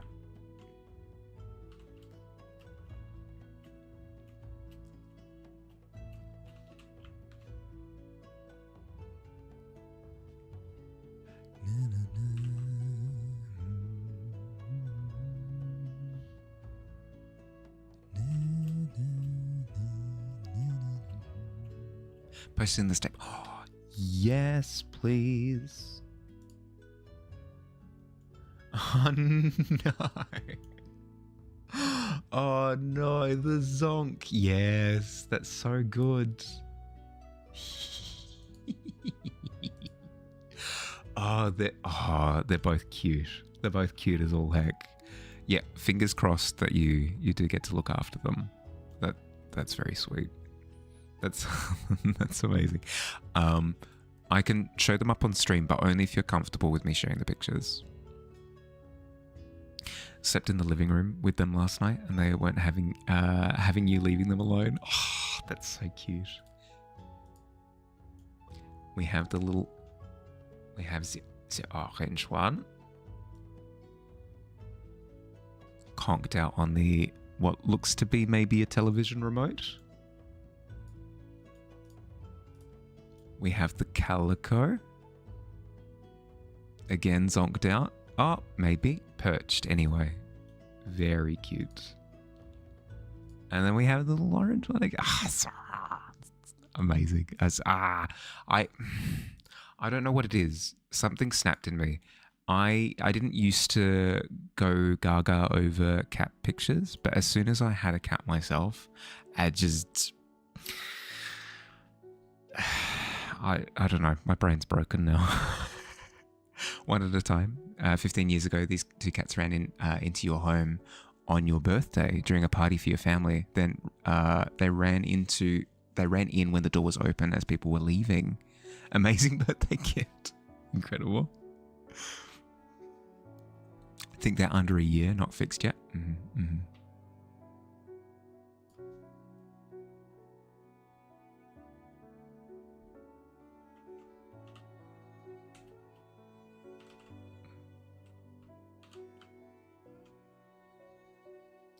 The Anbernic RG351V, a relic nowadays, but it's great for MAME and OPC. Usually use your... Oh god, that was another language entirely. All of that has gone over my head. I'm glad that Billy has hopefully picked up on all of that, because my ability to decipher was not good enough.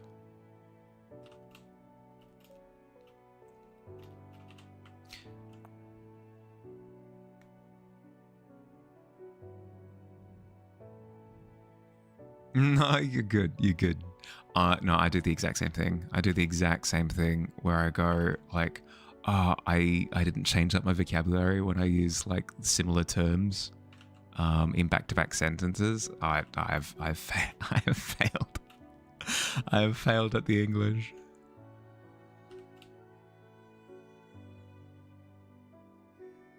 We're both the sweetest cats. Still have the brother, though not his sister. I can't imagine, like, maybe with like a bird or something. Not a cat. It's just like entering the house.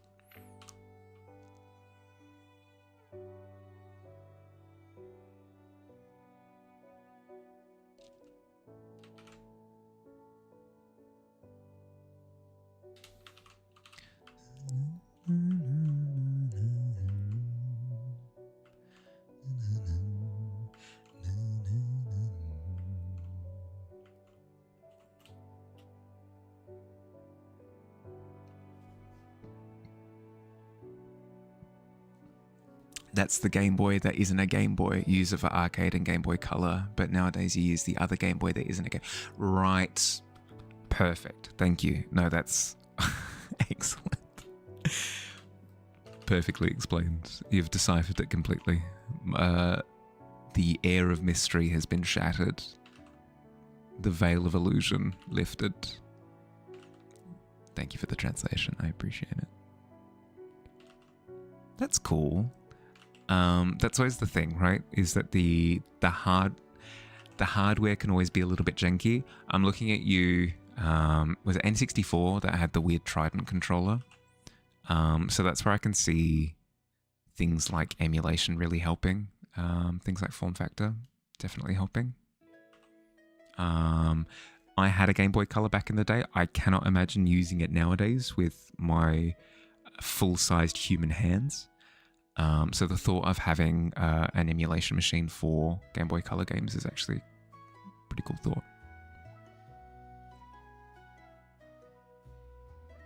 Their Linux devices have to customize, custom program to play very legal and very, yeah.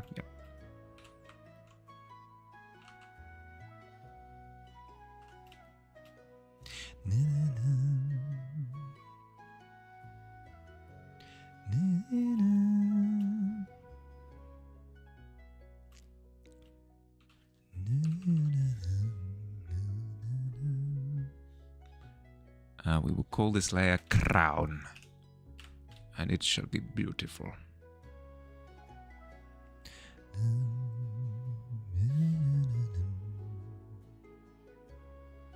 Love very legal and very real games. I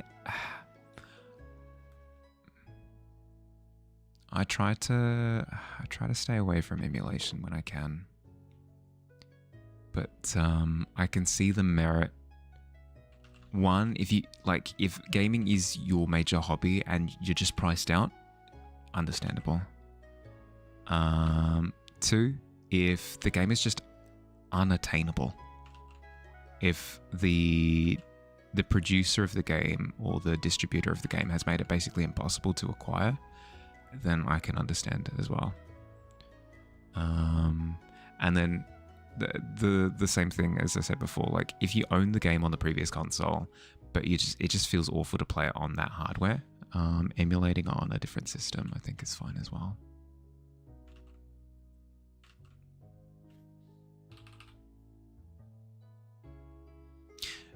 But that's where I'm at with them. I wouldn't be I wouldn't slap the machine out of your head and be like, ah, no, you cannot.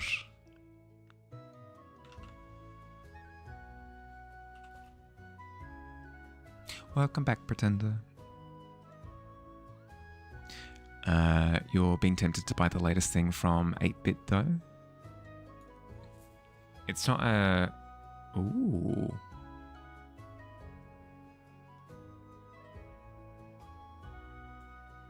That looks like a very cool controller.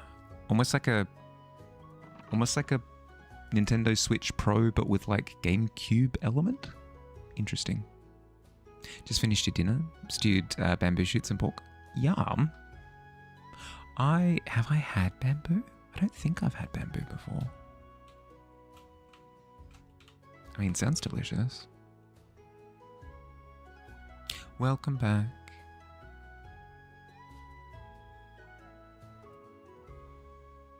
But yeah, Billy, the controller looks sick. It's awesome. Like a Pro Switch 2 controller, but crossed with a GameCube controller, kind of. GameCube elements.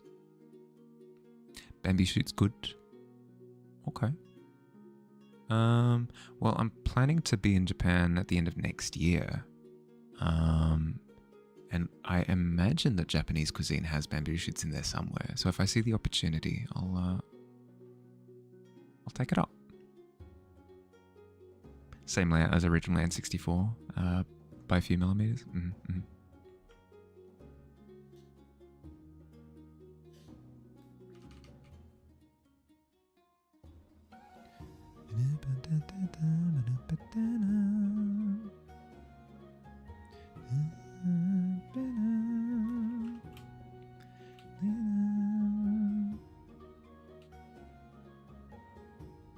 Have 2 of the Ultimate 2Cs. They're the Xbox controller you always wanted.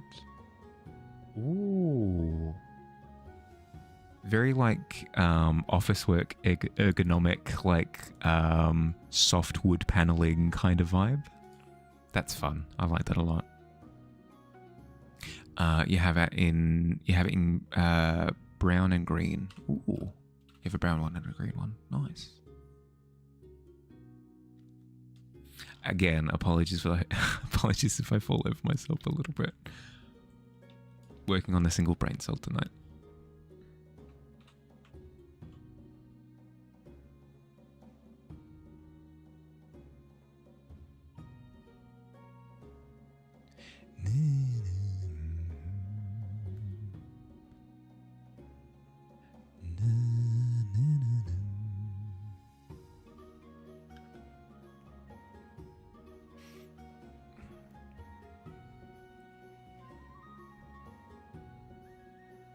Wait, it's been 3.5.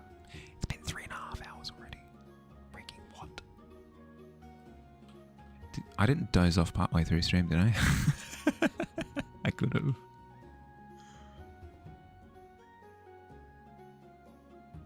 It's warm in the tavern. The fire's going. Everybody's chatting. You can hear like the rum of the crowd talking. I don't know, there's like optimal napping in public environment that we've got going right now.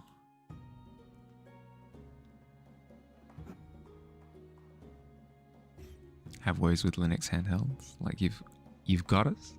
Program handhelds and consoles as a side hustle to suit you at DM. Oh, will do.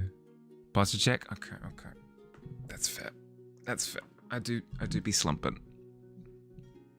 You should stream again, but then again, you should also play games and do Dagger Heart Prep and Art Quest and OBS Toys and watch TV and catch up. Yep. Is tonight and tonight only working with a single brain? How dare you imply that it's not tonight only? So rude.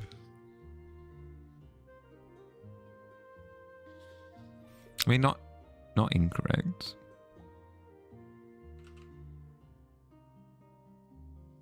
I'm still offended though. What's this orchestra dream? We'll give it a go, see what happens. If you don't like it, you can always get it reimbursed. Don't worry. It's not like it's not a step out into the void thing. Give it a go, see what happens. You specifically said, yeah, I don't kind of check out the art quest. Okay, well, as you can see, you've pulled the parchment down from the dagger. You pull up the request, and the request reads as follows. Grep, the fractured sea pirate, is wanting a drawing of a local creature. Cold colours only, blue, green, purple, etc.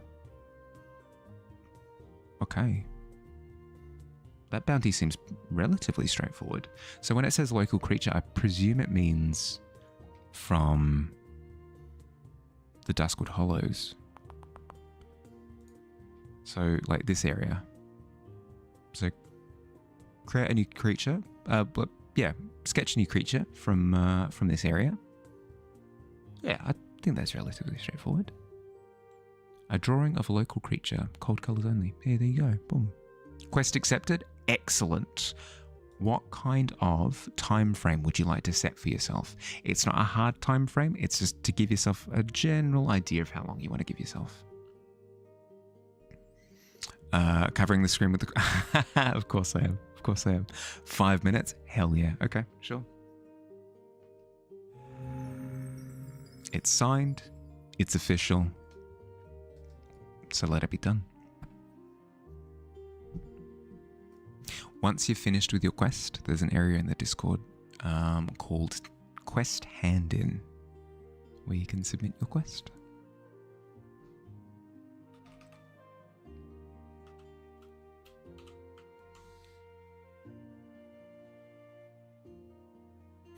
Thank you, Bailey.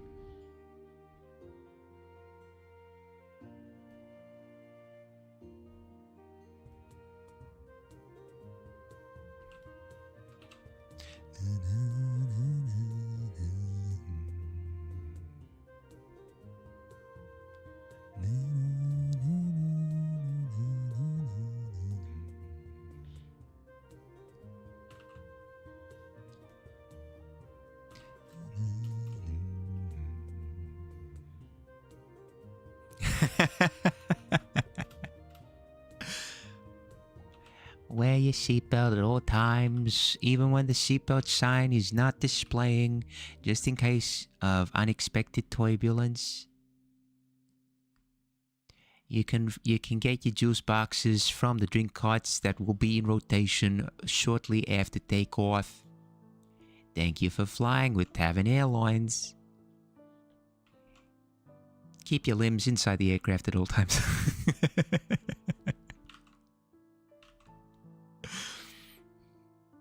Emergency exist. Yeah. You got. Get done, Billy.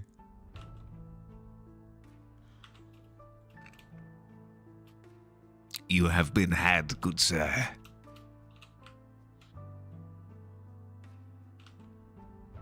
Incredible form. Noctua, incredible form. That riposte. Exquisite.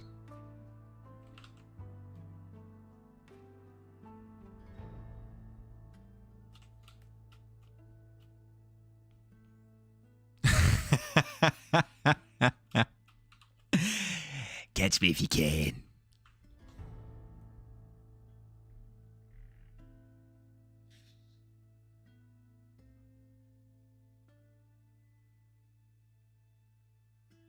Incroyable.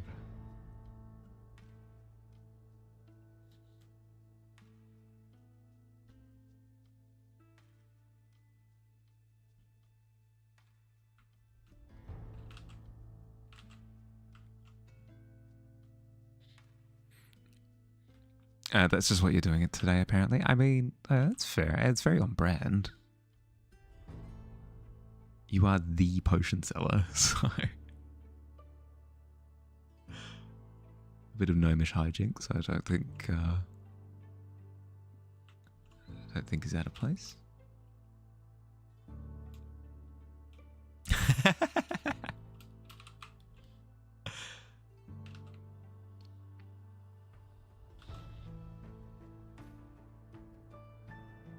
No complaints for you? Hell yeah. Hell yeah.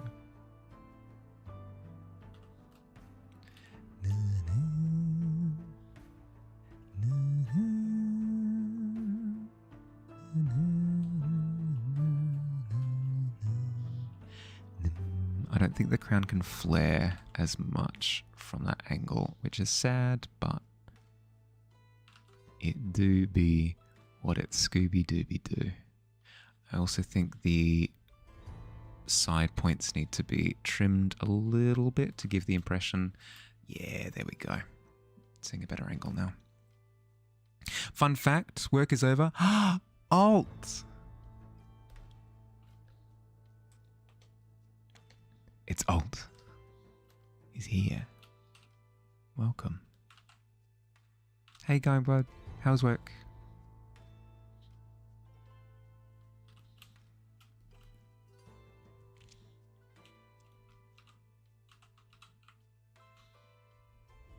It was okay. You love to hear it. You love to hear it. Same as usual? Yeah, good.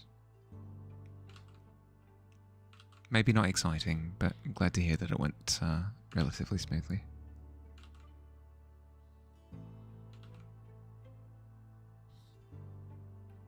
Zoop.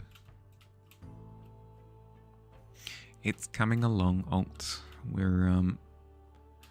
We've got the bone collector down in the bottom right, looking pretty snazzy. I'm pretty happy with how the bone collector's looking. We've got the magical shifting floorboards. I need to go through and actually render them properly, but we've got the general shape of them. And then we're doing a little picture of the Goblin King, bottom left. It's pretty good because the bakery brings out Anzac bickies to the break room every day. That's so nice. That's so nice. That's so sweet. I mean, not so sweet because Anzac cookies aren't very sweet, but it's incredibly thoughtful.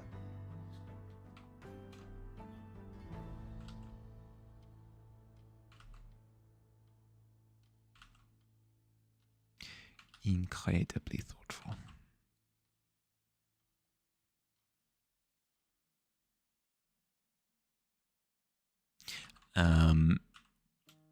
Played D&D on the weekend, ran D&D on the weekend as a DM for once. And one of the players was a druid who pulled out a couple of little rat companions throughout the one shot and gave them like little jobs to do. And I immediately thought of Alt, like immediately. I didn't skip a beat. It was immediately, yeah. No, these are little rat folk. These are little rat guys. Alt would be so happy right now. It was really fun.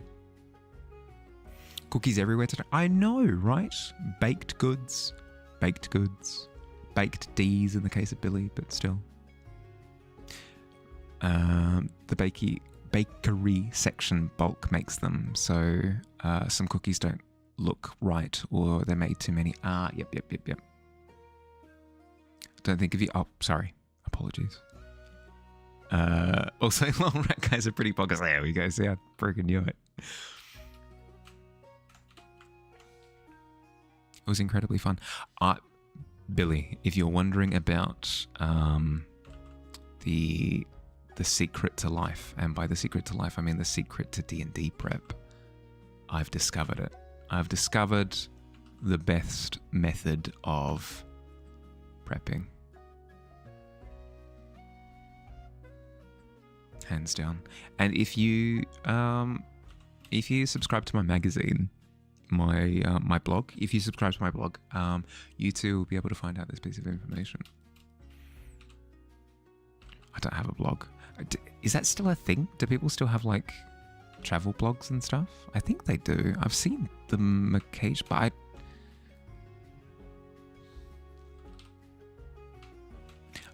I'm not on that part of the internet, so it seems strange. You two will one day maybe get another string toy. Yeah, okay. Yeah, I see how it is. No, I won't lock it behind an arbitrary paywall. I prepped 3 things. Technically 4. I'll say 4. I prepped 4 things. 1. Stuff. Yeah. 1. I prepped a table of names, which came in massive handy because my players were running around like, oh, who's this person? I'll just roll. Okay, their name was Charlie, whatever. Gubbins. Table of names. Second thing that I prepped was table of random encounters. Not as in combat encounters, but just like little things that would happen. So if they rolled for investigation randomly, or if they bumped into something, or if like the session felt slow for any reason at any point, I'd just roll on the table and something would happen. Anything from like a ball bouncing across the street and like a little kid running after it to like somebody disappearing all of a sudden in the middle of the street. So there was that. That was the second thing. Third thing was obviously the boss at the end of the one-shot's stat block and like what it could do. Fourth and final thing was that was the most important thing, and it was a list of information that the party could find out about. And it was boom, like 15 dot points of like little snippets of information that the party could discover. And it allowed me to, 1, familiarize myself thoroughly with all of the elements at play. So it meant that in the moment I could improv like really, really well because I'd thought about all of these things.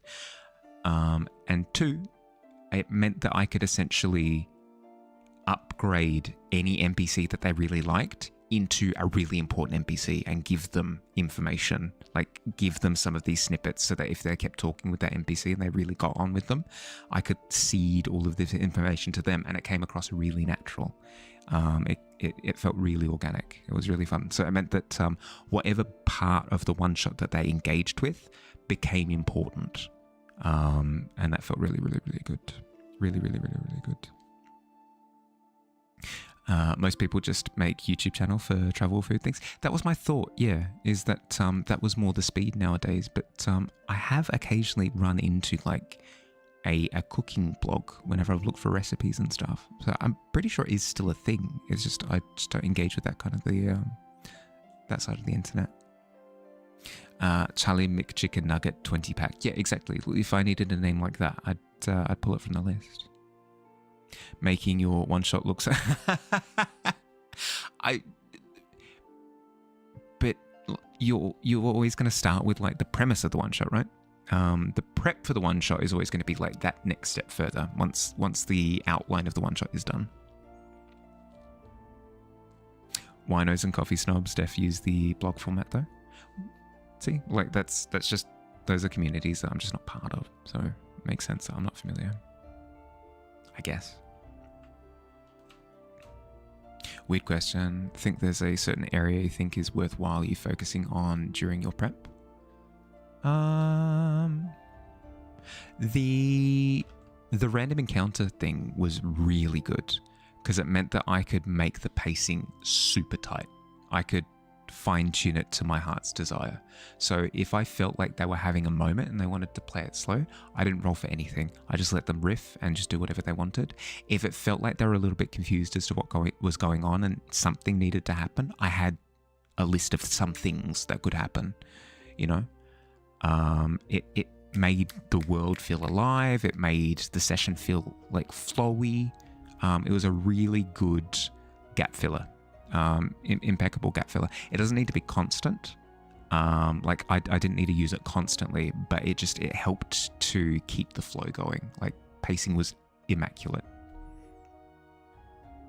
Other than brain power, something Modus might find useful to have better setup. Your brain power's fine. Like there's only so much that you can do after a long work day, you know? Like there's never a sense of like, oh, Billy should really like pick up the brain. But no, like there's never that expectation. Like you have to be human. Wasn't last. It's all good. All good. You were clearly exhausted. If anything, I was like, is Billy okay? Weird question. What's the 16 numbers on my card? The date at the bottom and the 3 numbers. Oh yeah, no, I'll get it for you. It's just the number 9 over and over and over again for every single thing.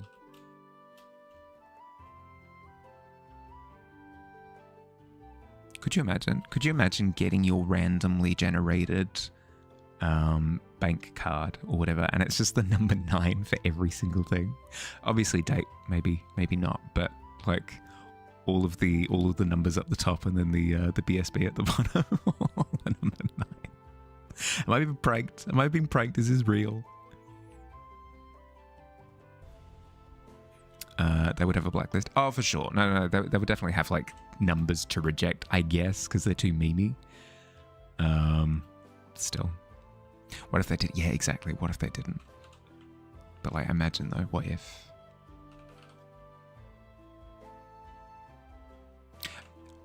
I would be so freaking proud of myself. I'd be awful. I would tell everyone my bank details and my card details. I'd be like, yo, check this out.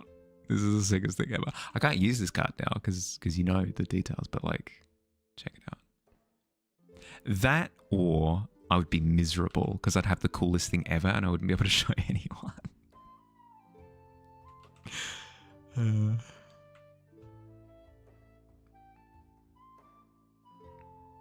1, 2, 3, 4, 5. Yeah. But that's probably another one of those where just like starting number go up is probably another one.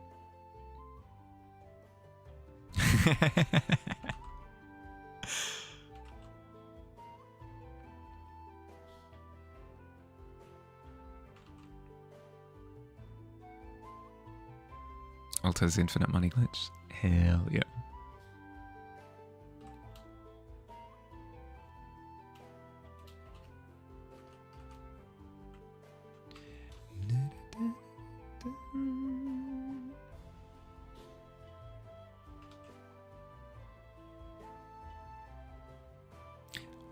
Done. Just saving. Whoa. Yeah. Speedrun. Hell yeah.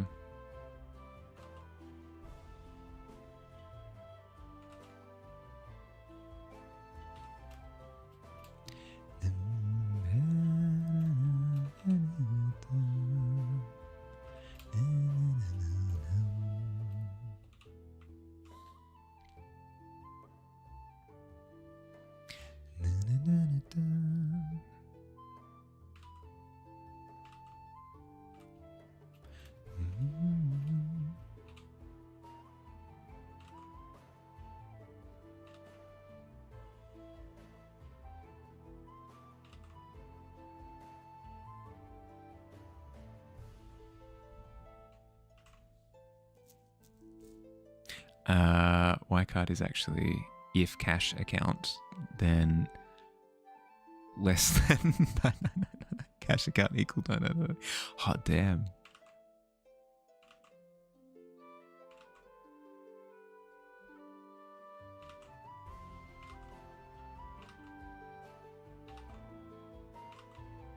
That now I'm just thinking that it would be freaking terrifying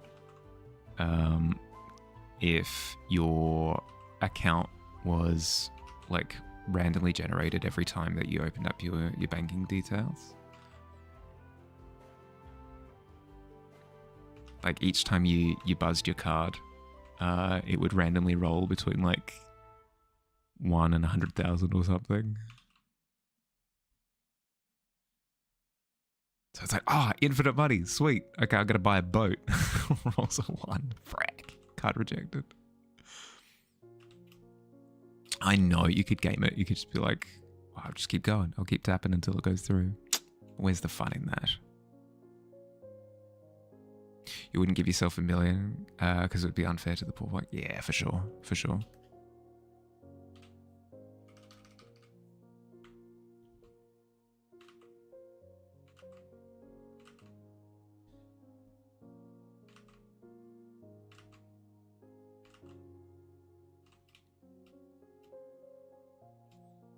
Okay, we've got our Goblin King, we've got our Bone Collector, we've got our Planks of Wood, more or less. They need a little bit of work, but that's okay. And then we need a little brink up here.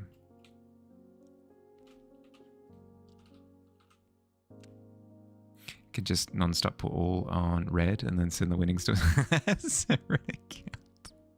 Actually, that's a good point. Infinite money would be incredible. You'd be able to gamble all you want. Non-stop gambling.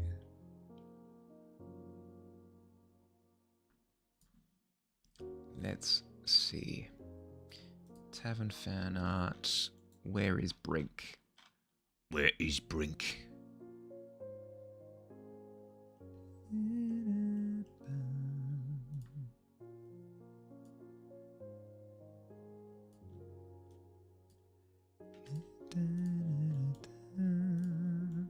We have our Brink. Where do you put it in the Discord? It's in quest hand-ins down the very bottom.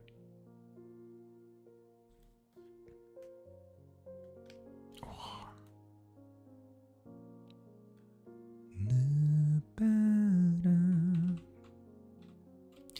Okay.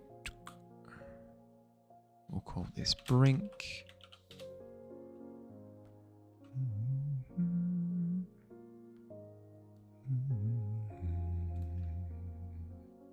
Posted.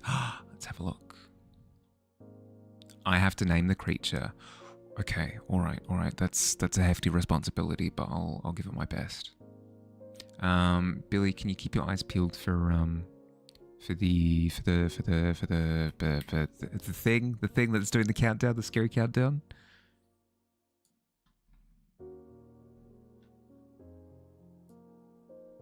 Oh my god. It's just a little guy. It's just a little guy.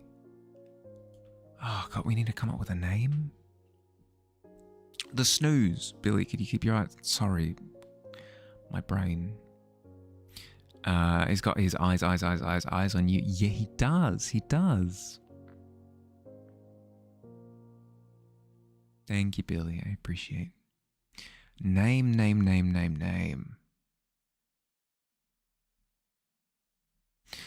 I'm immediately coming up with dumb ones, and I don't trust myself. The immediate first thought that came to mind was a quaggle, but I don't.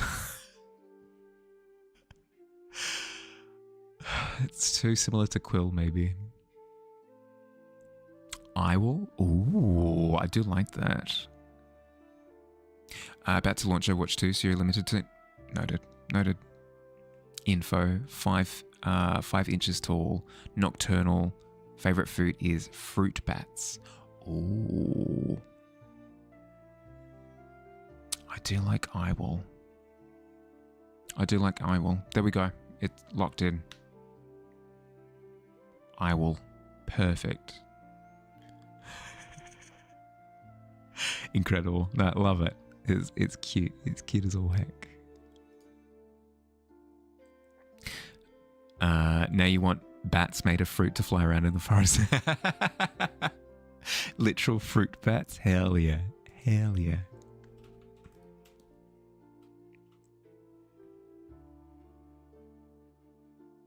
Quest completed.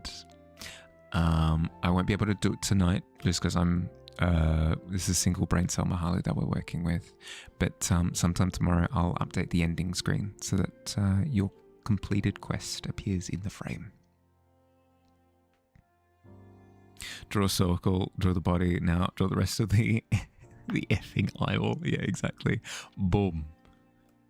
Easy, step by step. Follow it and you too shall be able to draw an eyeball. Crop it as needed, for sure. Alright, what do we need to do next time? Next time, we need to render a little brink up the top left, and we need to have like the little instructional arrows all going down to where the tavern exists in Duskwood. We need to go through and add little establishments in the pit, like little, it doesn't need to be specific structures, specific buildings, but like little lights and stuff heading around the curvature of the interior of the pit. We need to render the tavern itself as well, and the planks. Frick, we've got quite a bit left to do, but still, we're plodding along nicely. I'm glad that I fixed up the light there. That feels a lot better. Happy with the Bone Collector, happy with the Goblin King. Now I just need to be happy with the planks and the things that I mentioned. Hope you did well for the Far Off Land. Yeah, you did. Absolutely. Nailed it. Looking cool? Thank you, Gav. Thank you. I appreciate it. I'm going to quickly snooze the ads again, just to get them out of my face. Get out of my face, ads. Thanks for watching, everyone. Hope you had fun. Thank you for putting up with single brain cell Mahali. I hope I was at least understandable throughout the stream. Hope you had an excellent weekend, previous weekend. Hope you have a lovely week. Have an excellent rest of your day or night, depending where you are. Look after yourselves. I'll catch you later. Bye, everybody. Bye.